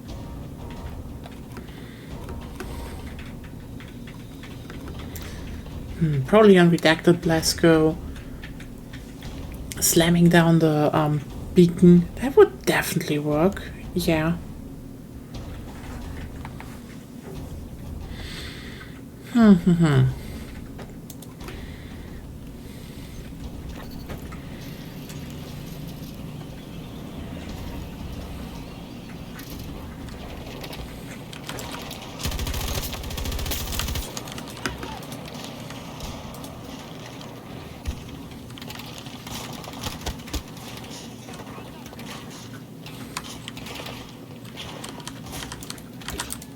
But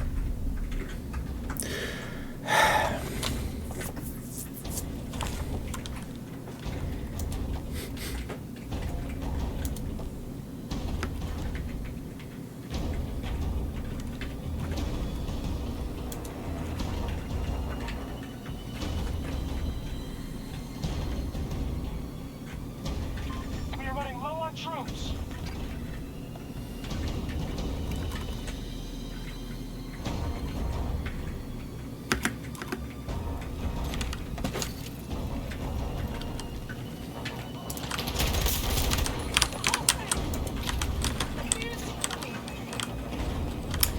yeah, that definitely does the trick.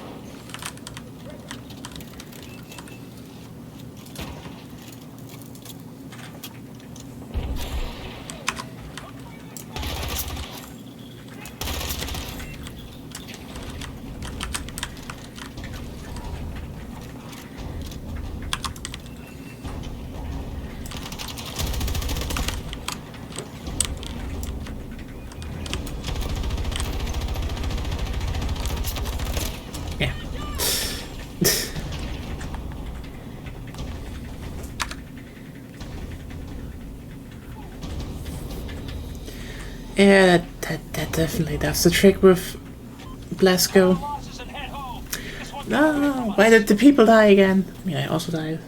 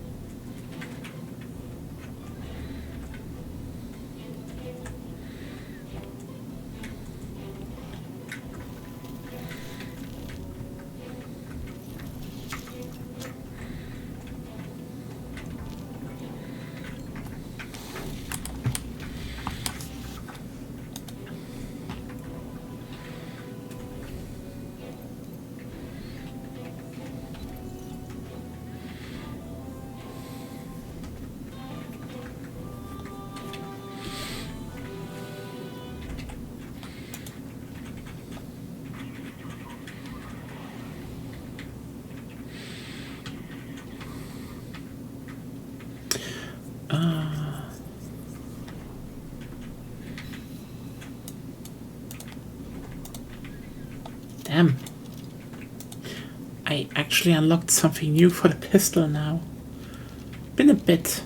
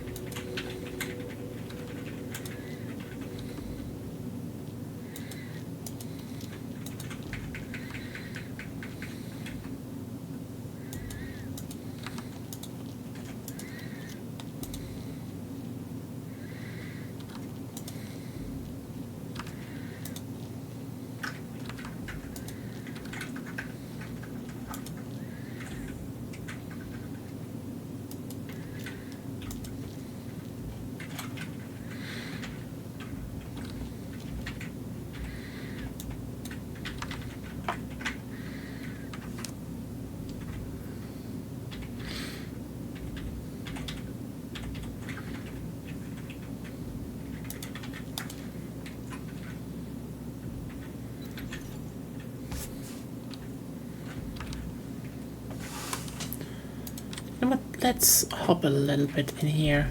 Actually fight a few normal people. And then maybe one more round afterwards.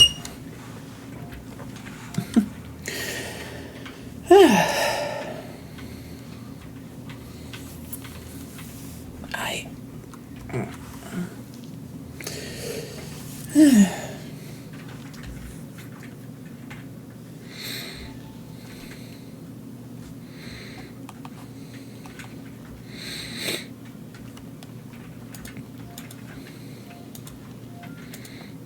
Vital resources are up for grabs in this region.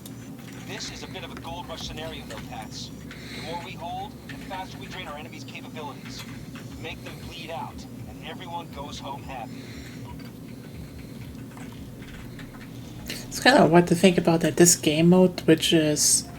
I think it was in every title since 3. Just wasn't in this game. Until now.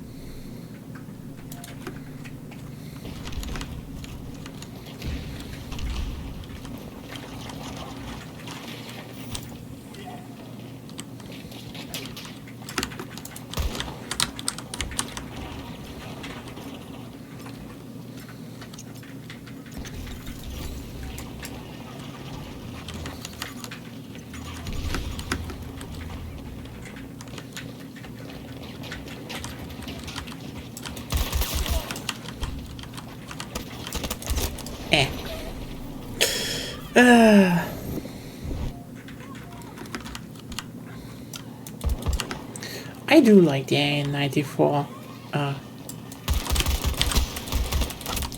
I just really wish they also had the tier 1 camos.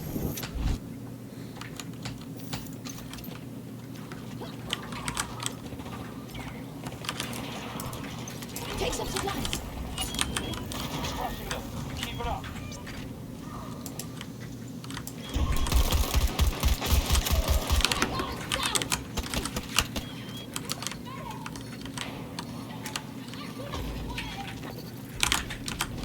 One get moving.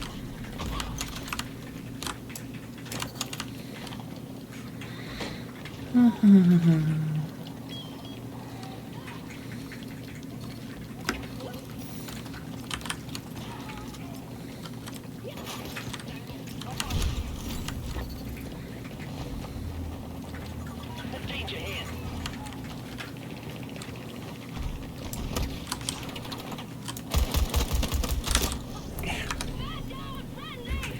Oh, damn. That already is huge progress.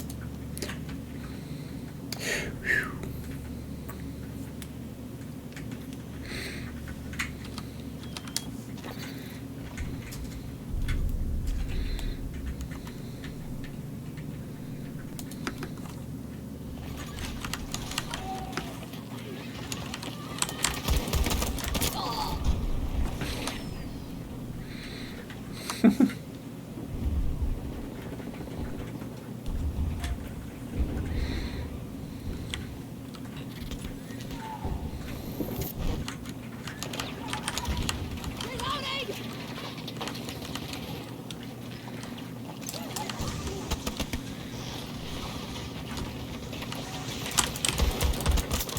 Hostile down.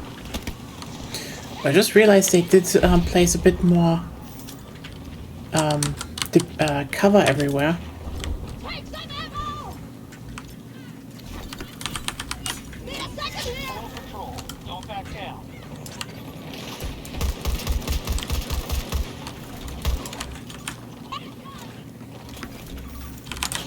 Reloading. Full There we go. Reloading.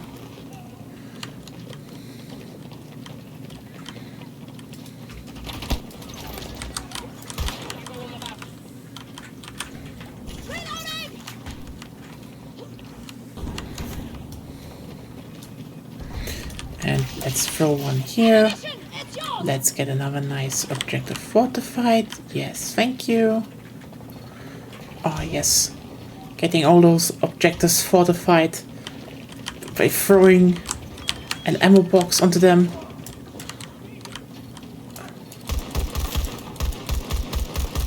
Such objectives, such fortification. Man down. Friendly. Already 5 of 15. That is going splendid. That is excellent fortification. I'm just talking bullshit right now. It's just, you know, I'll get you.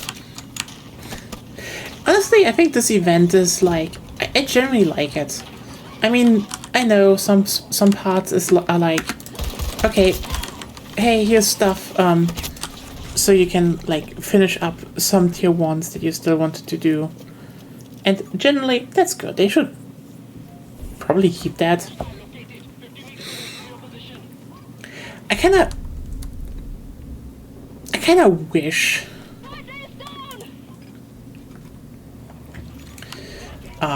it wasn't just, you know, I mean, right now the robots are basically just soldiers running around, and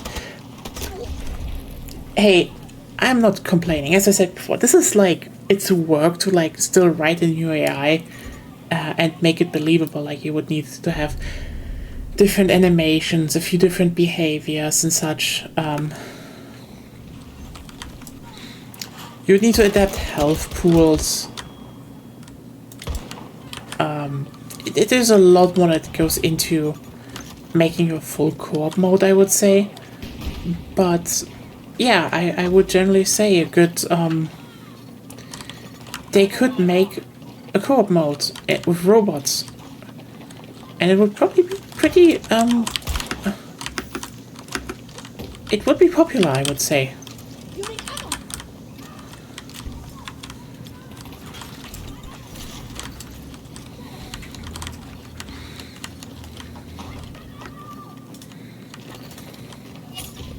All are 50 meters away from your position.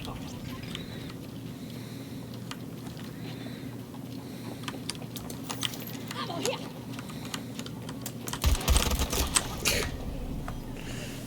Ah. I haven't fortified objectives enough. No.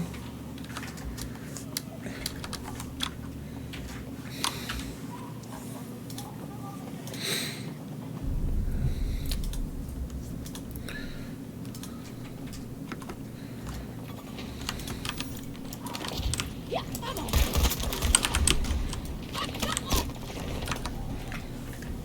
It's so funny that this is called objective fortified. Like, oh hey, you put something on the objective.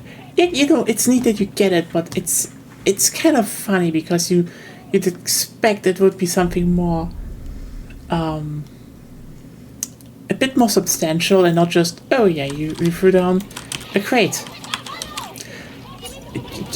Just threw down another crate that is now another fortification on the objective. Eh.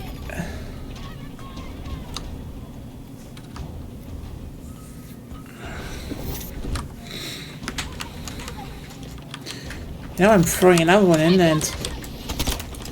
Okay, that one didn't fortify. Oh, it did fortify, I think. I was almost like... Oh, they don't give me the fortification on my objective. I'm just going in circles right now. But yeah. Hostile. Around 50 meters from my position. Ammo here. Honestly, the big one I wish they would have done would have, you know, actually go in, because, you know, they add new stuff to the objectives per mode. So they put in some work. What I would have loved to see is, nice. Is that Valparaiso and Arica would have gotten, you know, a little bit of a makeover for, you know, breakthrough, rush, and conquest.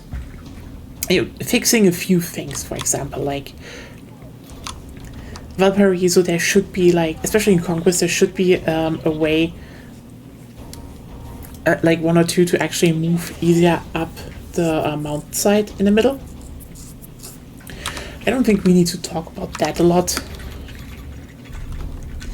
That's just kind of a thing that's obvious, I would say.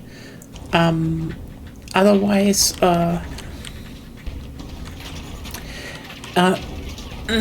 I would say, you know, exchange some wreckages for, you know, more modern ones. Add some propaganda and such, and just be like, oh hey, look, they're now set in the war on Chile, but in 2042, you know, like just make them official maps with just a few adjustments, you know, a wreckage here, a wreckage there, maybe a little bit of expansion on, you know, cover and conquest, stuff like that. And honestly, it would probably be very, very popular.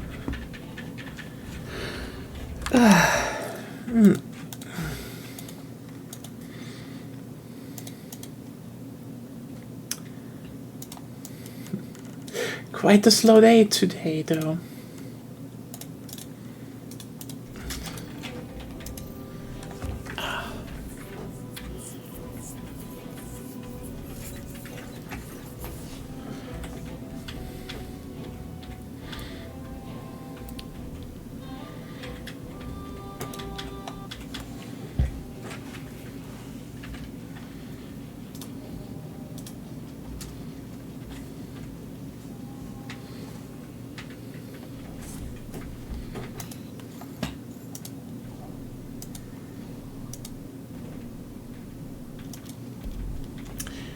Actually, yeah, let's take a look at that.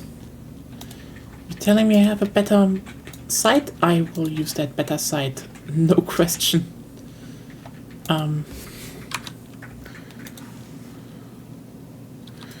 That's just a flashlight and suppressor? Yeah, suppressor.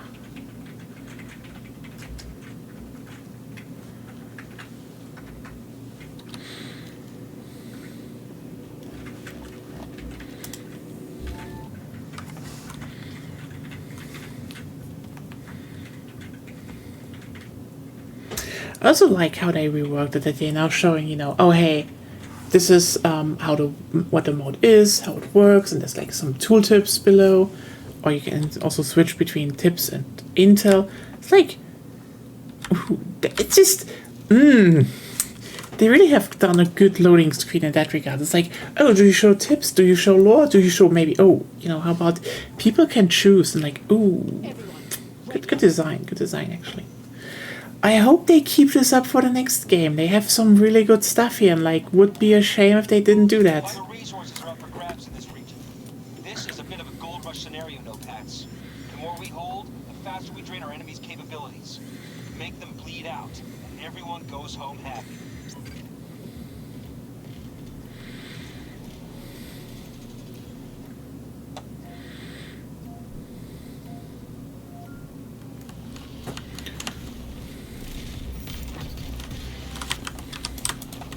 You need ammo.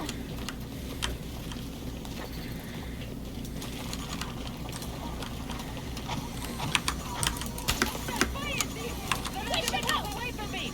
Visual on the enemy! Enemy infantry! Ammo! Here! We're taking losses!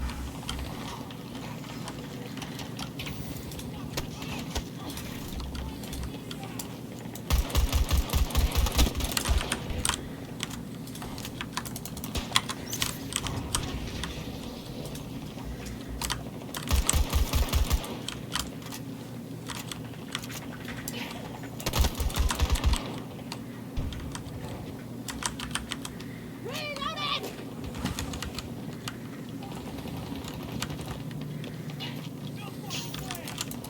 Ammo right here!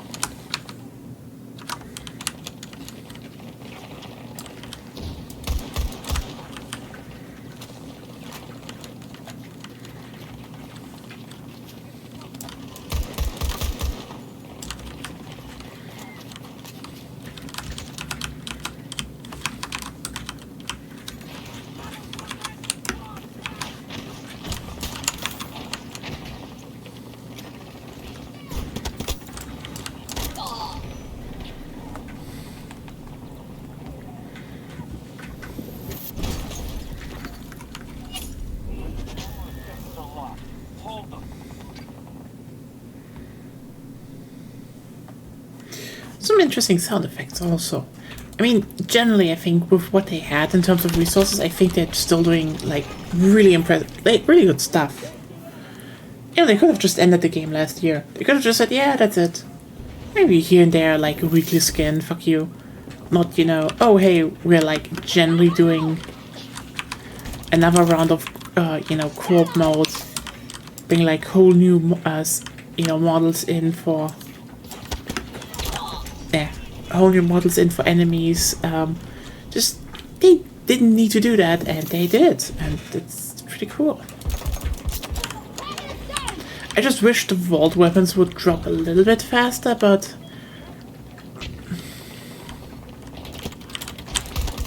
yeah, maybe we will have some soonish. People have found dark market boxes with, you know, the logo of some other old weapons on them. So maybe.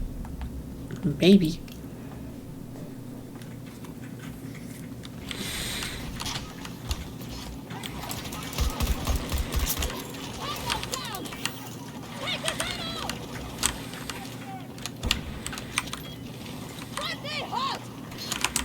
I got you moving! Hold on!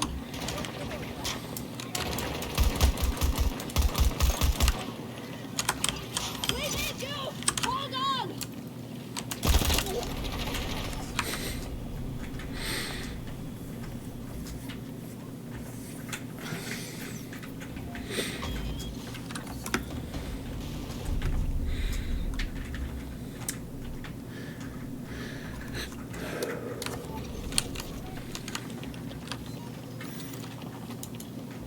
ammo here.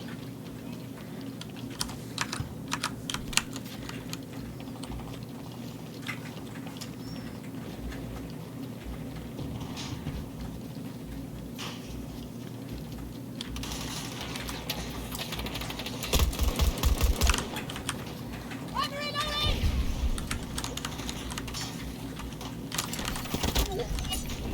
Control.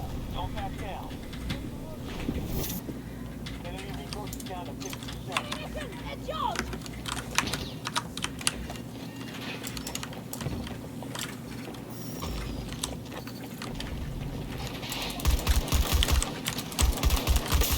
Tango down.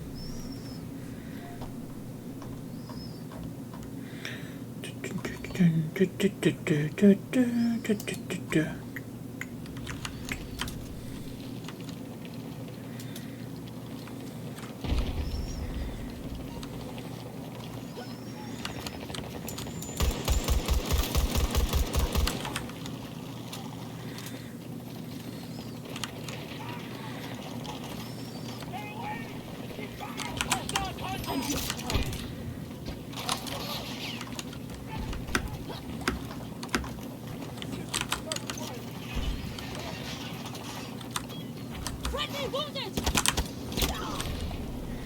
Do not touch me.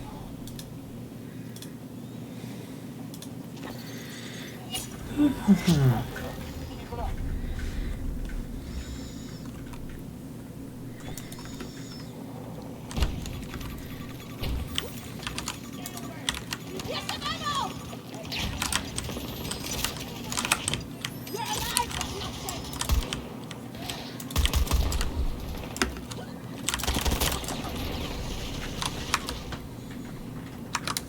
They're down to 25%. Enemy soldier marked. Okay. Why isn't the fortification working anymore? Friendly on the ground.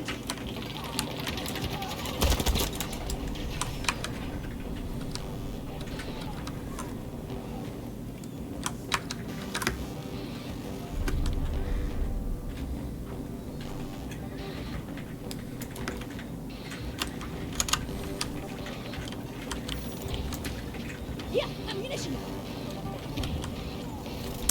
Now we have it. Nice.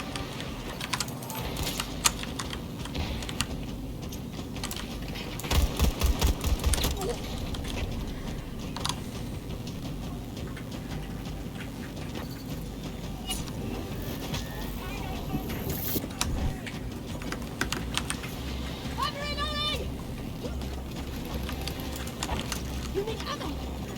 Hostile contact! Trouble over there! Take that last 5%. Man down. I got you moving. Hold on. Fuck. We've got wounded. Nope. Forces are having turn the tide. Fine work, soldier. You know what? One final round killing bots, and then I think this is it for today.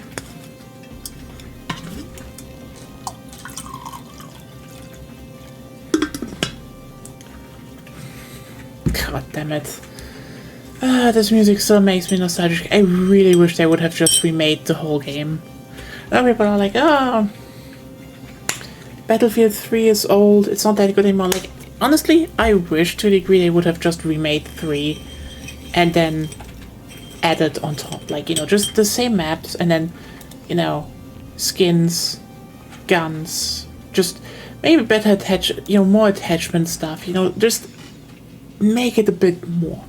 And obviously, good netcode and shit. But, we only got 2 Battlefield 3 maps, sadly. Actually, nice. Wait a second.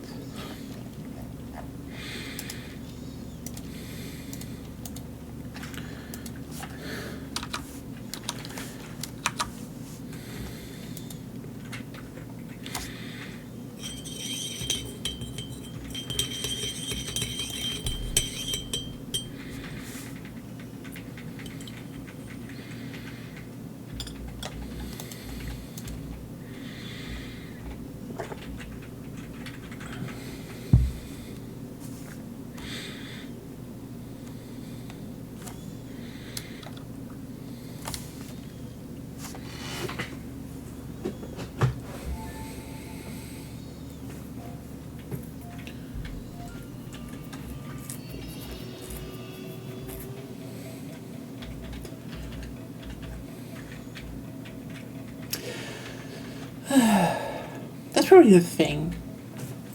Like, I kind of wish they had done like the same thing that Modern Warfare Remastered did, without the Activision bullshit. Because I genuinely like the idea of, oh hey, it's the same game, it's the game you like, and then a bit more.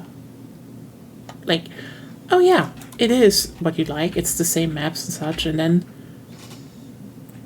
here's a few more guns you can now play with female characters, and like, that's good. The problem was just, it was in loot boxes, and you had to buy 4 maps again, which is like, god damn it. Especially, when they were free on PC, it's just like, that is just, that just was greedy as fuck. Attack each sector, destroy the objectives, and push them back.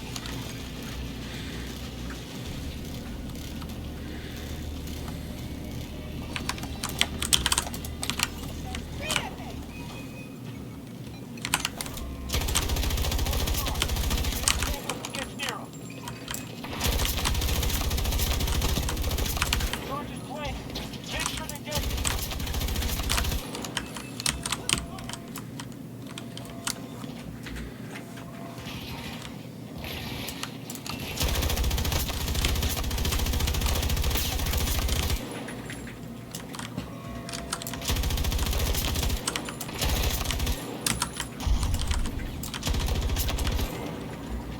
Taking out objective Alpha.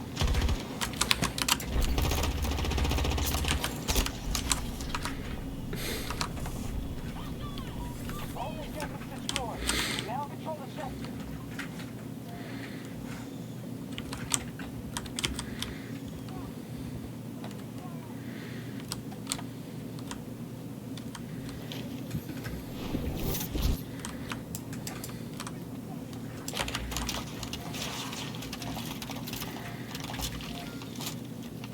Area secure. Advance to the next sector.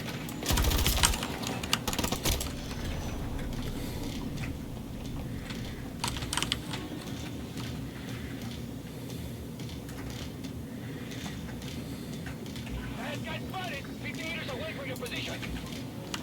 What are their troops?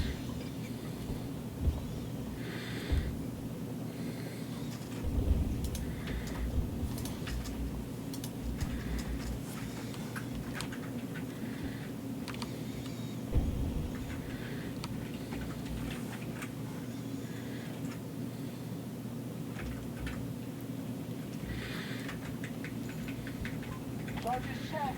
Guard until they blow.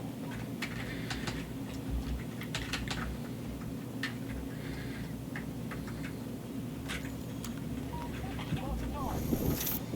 Get zero. It's a stabilized target. The enemy is beyond our disposal.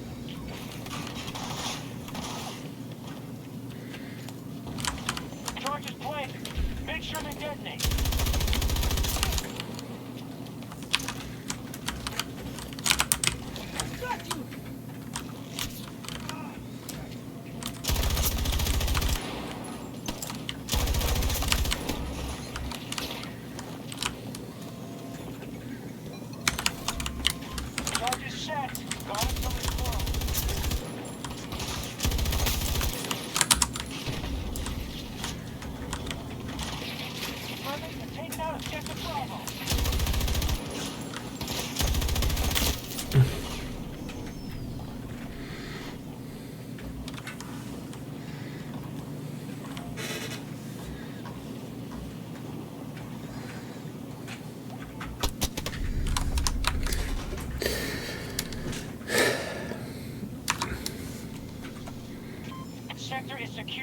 Wow. Objectives have been destroyed.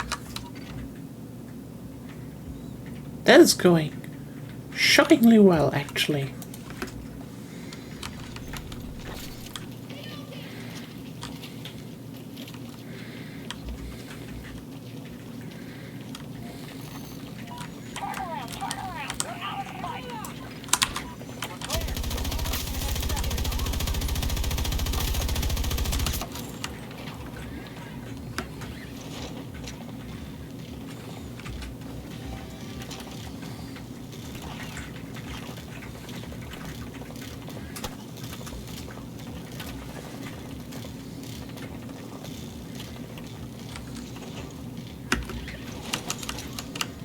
Explosives armed. Shoot any tango who gets near them.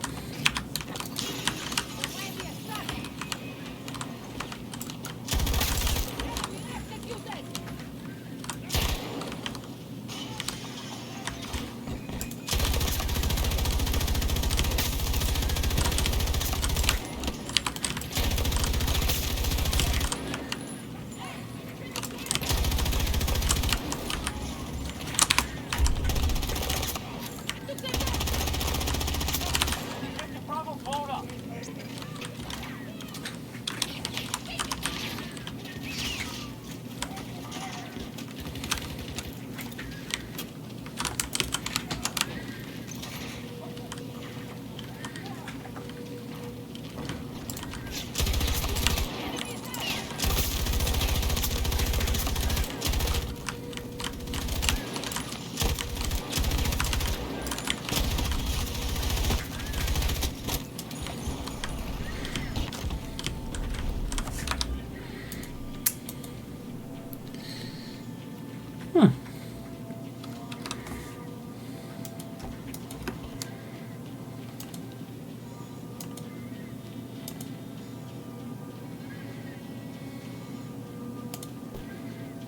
Give me some ammo!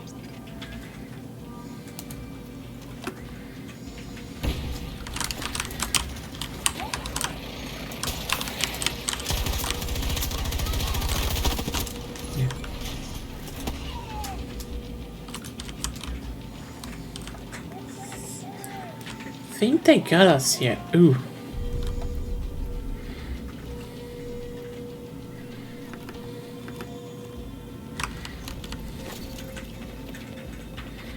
That attack from behind really, I think I could have, you know, just... I could just rest them and that's that. There the Sundance, the Sundance vein just goes wee.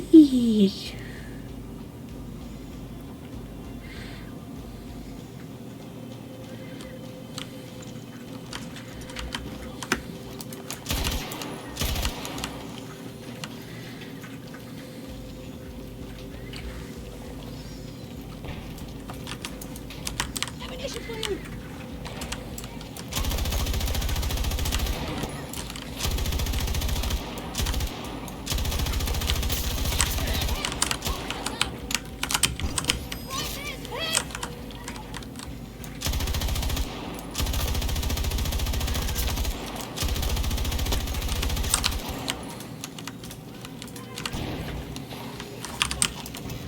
Take some supplies.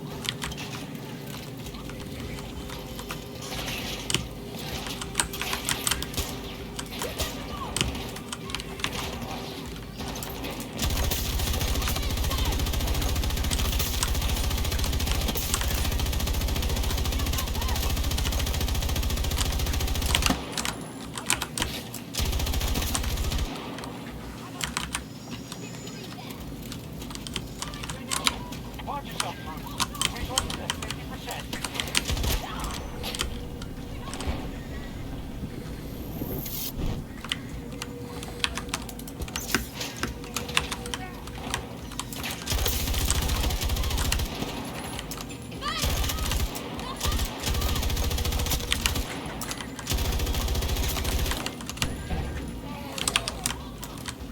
Rocket ammo!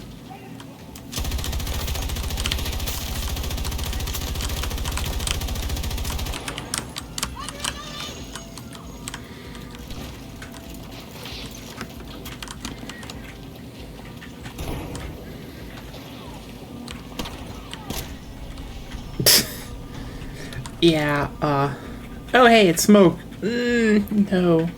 They still shoot you. It's like, ah.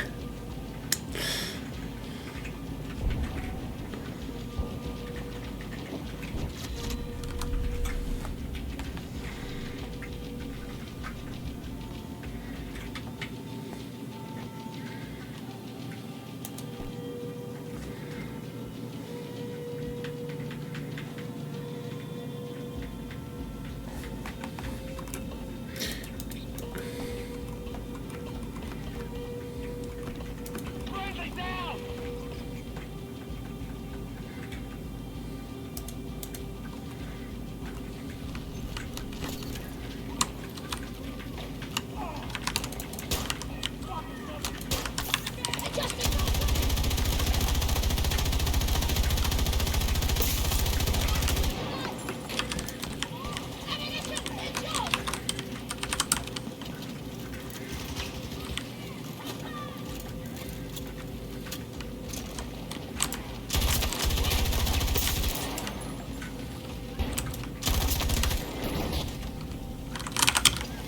Stop the post!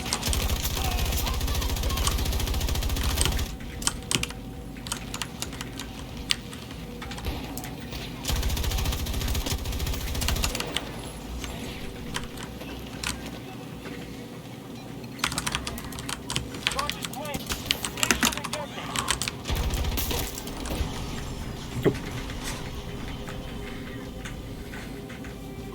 Charges have been disabled by the enemy.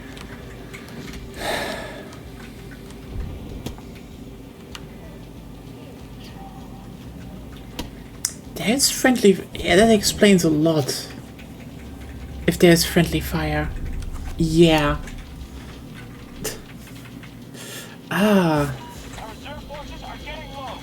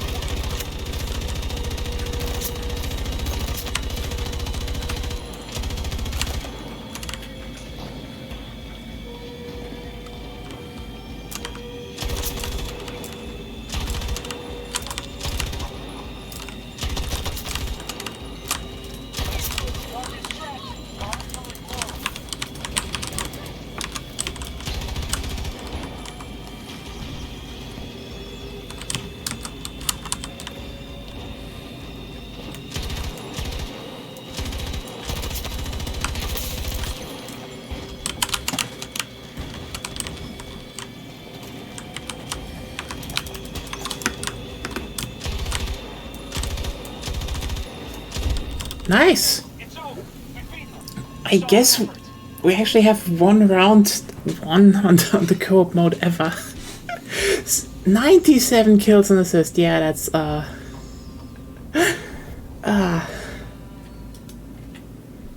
and everyone is playing one LMG, which you know that Vault one that probably also is pretty good. Yeah, and the standard one. I think the one I have is just like, it's very precise, very high fire rate, pretty good damage, and also 200 round mag. That's just too good if you just need to hold down the trigger button and just kill. It's just the better choice in my opinion, but yeah. I think that was it. That is it also for today.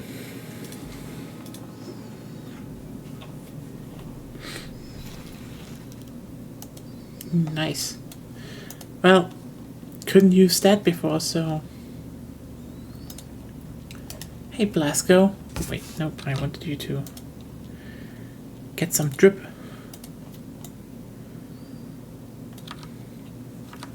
It's kind of interesting how the new ones have desert camo, but haven't really fought in a desert map yet.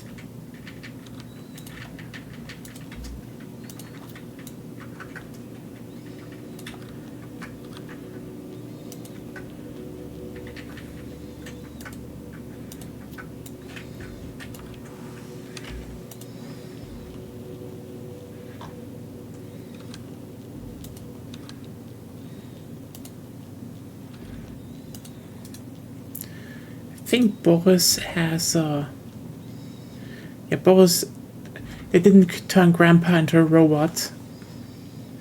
So I guess he gets away with a blue eye this time. Actually, no skin. He's just out of the fight, I guess. But yeah, Liz is one, because people like Liz.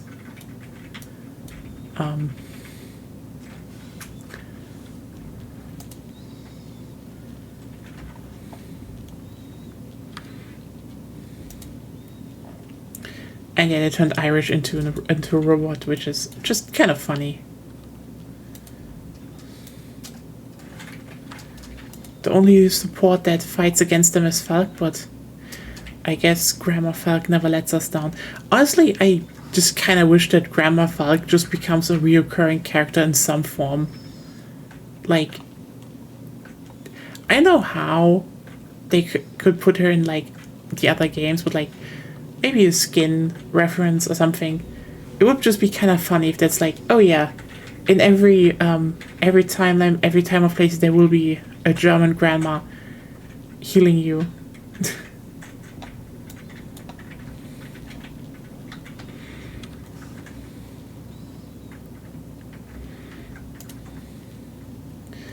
I didn't quite get anything. Oh yeah, she's also a robot. Really not the best time for a lot of them, just getting turned into robots. But yeah, that was the War Machine event. Honestly, it's kind of sad to look back and also look forward. 2042 is like, I mean, I feel like there might be another event because they kept talking about the island, and there is, you know, a lot of stuff hinting that there was something going on there, and like, maybe this is just my inner fan trying to hope until, like, you know, the very last moment of, you know, please let there be another, just one last map, one last event. But in general, it's a bit sad to look back because they did good stuff. I think the biggest problem 2042 has is that it tried to carve out very good ideas actually, out of an incoherent game. You know? Like, if we look at, for example, I'd say, you know, oh hey, a big thing I will always point out is that because they have every class, you know, every weapon just in, they're just secondary weapons. I'm like, hey, personal thing, go back to the thing you did in, like, you know, things like Hardline and One. Secondary should have their own categories, like revolvers, or, you know, SMG, you know, the small auto handguns or stuff like that, and then spread them out. That's like, it kind of sucks that we now have basically 2 revolvers, and that's gonna be it, because, oh, you know, they could add like a caliber 50 revolver, but also, we also have the Deagle, so they would overlap. But aha! If you'd be like, oh hey, there's semi-auto pistols, and they're on these classes, and there's like revolvers, and they're on these classes, and suddenly you're like, I can have, you know, overlapping weapons, because they wouldn't interfere. No one would really bat an eye, because it would be like, hey, you have a similar thing, slightly different on different classes, and that would be cool. Similarly, how a bunch of stuff in SMGs is like, yeah, they're SMGs or PDWs, which are a bit different. That you have stuff like assault rifles, which, like, sorry, the M5A3 is technically a battle rifle. It has a higher caliber. On that note, you could bring back battle rifles, you know? Oh, and you're like, oh, why? And it's like, because there are a lot of guns that are battle rifles in terms of caliber that would overlap otherwise with similar guns with assault rifles. But if you do battle rifles, you can hand them to other classes, and then suddenly it's like, they're similar, but they do not really, you know, they don't overlap that much, so no problem. And yeah, shotguns out of tactical. That was a stupid decision. It's plain and simple. And yeah, I mean, specialists. It's like, listen, I like the 3 slot system in general. Like the idea that every class has, you know, their basic, their basic gadget. And then, you know, some more utility stuff, and then the general class stuff. That's good, you know. There's good stuff in there. And I generally like the idea of some of, especially the later skin ideas of, you know, oh hey, how about having a sub-faction that is a bit more, a bit more grunty, a bit more scrunchy. One that is, like, actually using more high-tech stuff. They have some really good ideas that could be, like, full-fledged factions or sub-factions in, like, a better planned-out game. Especially if they were actually slotted into, like, 2 different teams, you know? Like, into different factions.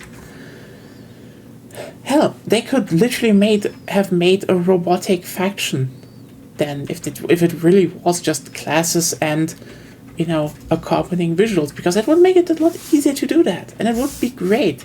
Like, it kind of sucks that we are basically, I think this is probably the critique I can give for 2042 going out, and again, I still wait until they're saying, like, it's fully done, and maybe we will see, like, a final update and such, but it is kind of frustrating to look at this game and just have so many interesting concepts, especially, like, literally in the last year, where they literally started being like, oh, hey, this could be something, and they was basically strapped to a really bad basis because of time and funding. They would have needed to, you know, rework them into actual classes, but that's not a good thing when your whole structure was already, you know, built around the whole specialist system. Like, that is legitimately the biggest problem they had from the beginning, as in their whole structure was not built around having cosmetics for 2 factions. If they had something like that, they could have made easily 3 to 4 factions. And then we could have actually gotten stuff like, you know, Nova Group. That's, you know, Nova Group actually was pretty cool, or, you know, the very obvious ones. Where are they? I think I have them on Angel. The Mandate of Nations or the TPC. It was like, oh yeah, you could have definitely, you know, put those against each other, and it would visually be like, oh yeah, we know what this is up. They have, you know, distinct identities. Hell, in the same vein, they could have literally had a robot faction versus another robot faction. They're like 2 ideas for games there. It would be interesting to have, like, it would be interesting to have a title where one side is human and one side is just not. is like, that is like one hell of an interesting idea to go with, you know. And that's also like 2 ideas just literally at the tail end of the game coming out. And that's kind of the thing. They never had factions built in. So all the announcements are still Russia versus America. A setup that was undesirable mere months after launch. Because keep in mind what happened. They launched this game and people were pissed because, you know, the performance was bad, the balancing was off, the maps were ass. And then the war in Ukraine happened. I'm not even remotely surprised that they just want to scrap this. Like, I'd say they could have actually gone with a, you know, Mandate of Nations versus 1,000 Battle Coalitions game, and it would have probably been fine. Again, I think a lot overreact to the idea of, you know, they're saying, oh, near future was the problem. No, the problem was they didn't sell it to people right, okay? This is always a thing I will point out in design. A lot of people do not know what they want. People, for example, say they want realism because they like Insurgency Sandstorm. And on that note, I say get better taste. Anyway, like, sorry, Insurgency Sandstorm is really not a good game to compare for like so many reasons, actually. But also, like, really, you want a game with a, like, the peak player count was like 14,000 people ever, and just hovers around like 1,000 to 2,000 like 1,000 people per day. You're like, oh no, that has to be the new inspiration for a game that gets millions of people playing every day. Are you high? I'm serious when I say, when people like point out that, you know, you shouldn't take too many inspirations from Call of Duty. You know, true. But it's still weird that people with an absolute straight face say a game series will be improved if they just listen to the games that just don't get the same amount of players, but ignore the ones that actually get more players. And here's the thing, again, design is complicated. And design is a lot of, you know, thinking about psychology, because here's the thing. If you're working in design, or you know, if you're trying to design anything, especially when it goes in playing, if you only think in mechanics, you know, copy pasting or something like that, you're already not designing. Designing is like actually not only going at problems and trying to solve them in context specific ways. It also means that you need to design mechanics around a certain type of internal narrative, and also you need to use your design as a marketing tool to actually get people on board. Because that's the thing. If you just slap systems into something and do not think about how to do them, or sell them as some kind of valuable thing, people will not be on board, period. And I think that is a big thing people overlook. Designing is also marketing. Because, as I said before, which is like one of the oldest things in the book, players do not know what they want. They only know it when they get it. And key about designing is making a coherent experience that sells an idea. And the problem is, 2042 is a game where I see a lot of great ideas with the inability to sell them because they are tagged to a game that inherently didn't want to sell anything, that inherently didn't have a vision, that did things because it was seen as a thing they should do. And that is a problem. And this is also why, you know, for example, Battlefield 5 was able to turn around because, I mean, what happened? They went and did the Pacific maps. And the irony is, yeah, what people really forgot was suddenly they started playing around with the systems. And the systems were generally just better set up in that game. There's a lot to critique about 5, and I won't get into that. But again, they had factions. So they were actually able to make different types of extra factions. And suddenly it was like, there's more than one front, more than one faction. And then they were able to remix those factions later on. Which, yeah, it kind of sucked that that happened like just a little bit just on the side. And, you know, kind of would have liked to see some, Northern France and Italy maps. Would have been nice. Would have been a great way to actually stretch some time until maybe Eastern Front, the final faction, who knows. But in general, that basis was just like, I cannot stretch enough how getting rid of factions was like the biggest fucking sledgehammer to the knee this game could have had. Because again, there are so many great ideas in here, and they can't apply them to factions. On that note, next game has factions, and that's good. It probably has sub-factions. Also good. It's kind of interesting to actually see that the ones in the in the current playtest are using exported Leopard 2, like older exported Leopard 2, and I think some Swedish IFVs, which is like, yeah, they really wanted to get rid of. They really wanted to get rid of the Russian vehicles, at least in the base game, I'm not actually like blaming them. Like, here's the thing, I don't have a big problem with Russian military hardware. It's just overused, and as we learned from the Ukraine war, it also kind of just sucks. And I can almost guarantee you there's gonna be like a sub-faction coming in the next Battlefield game, like somewhere down the line that's gonna get pitched.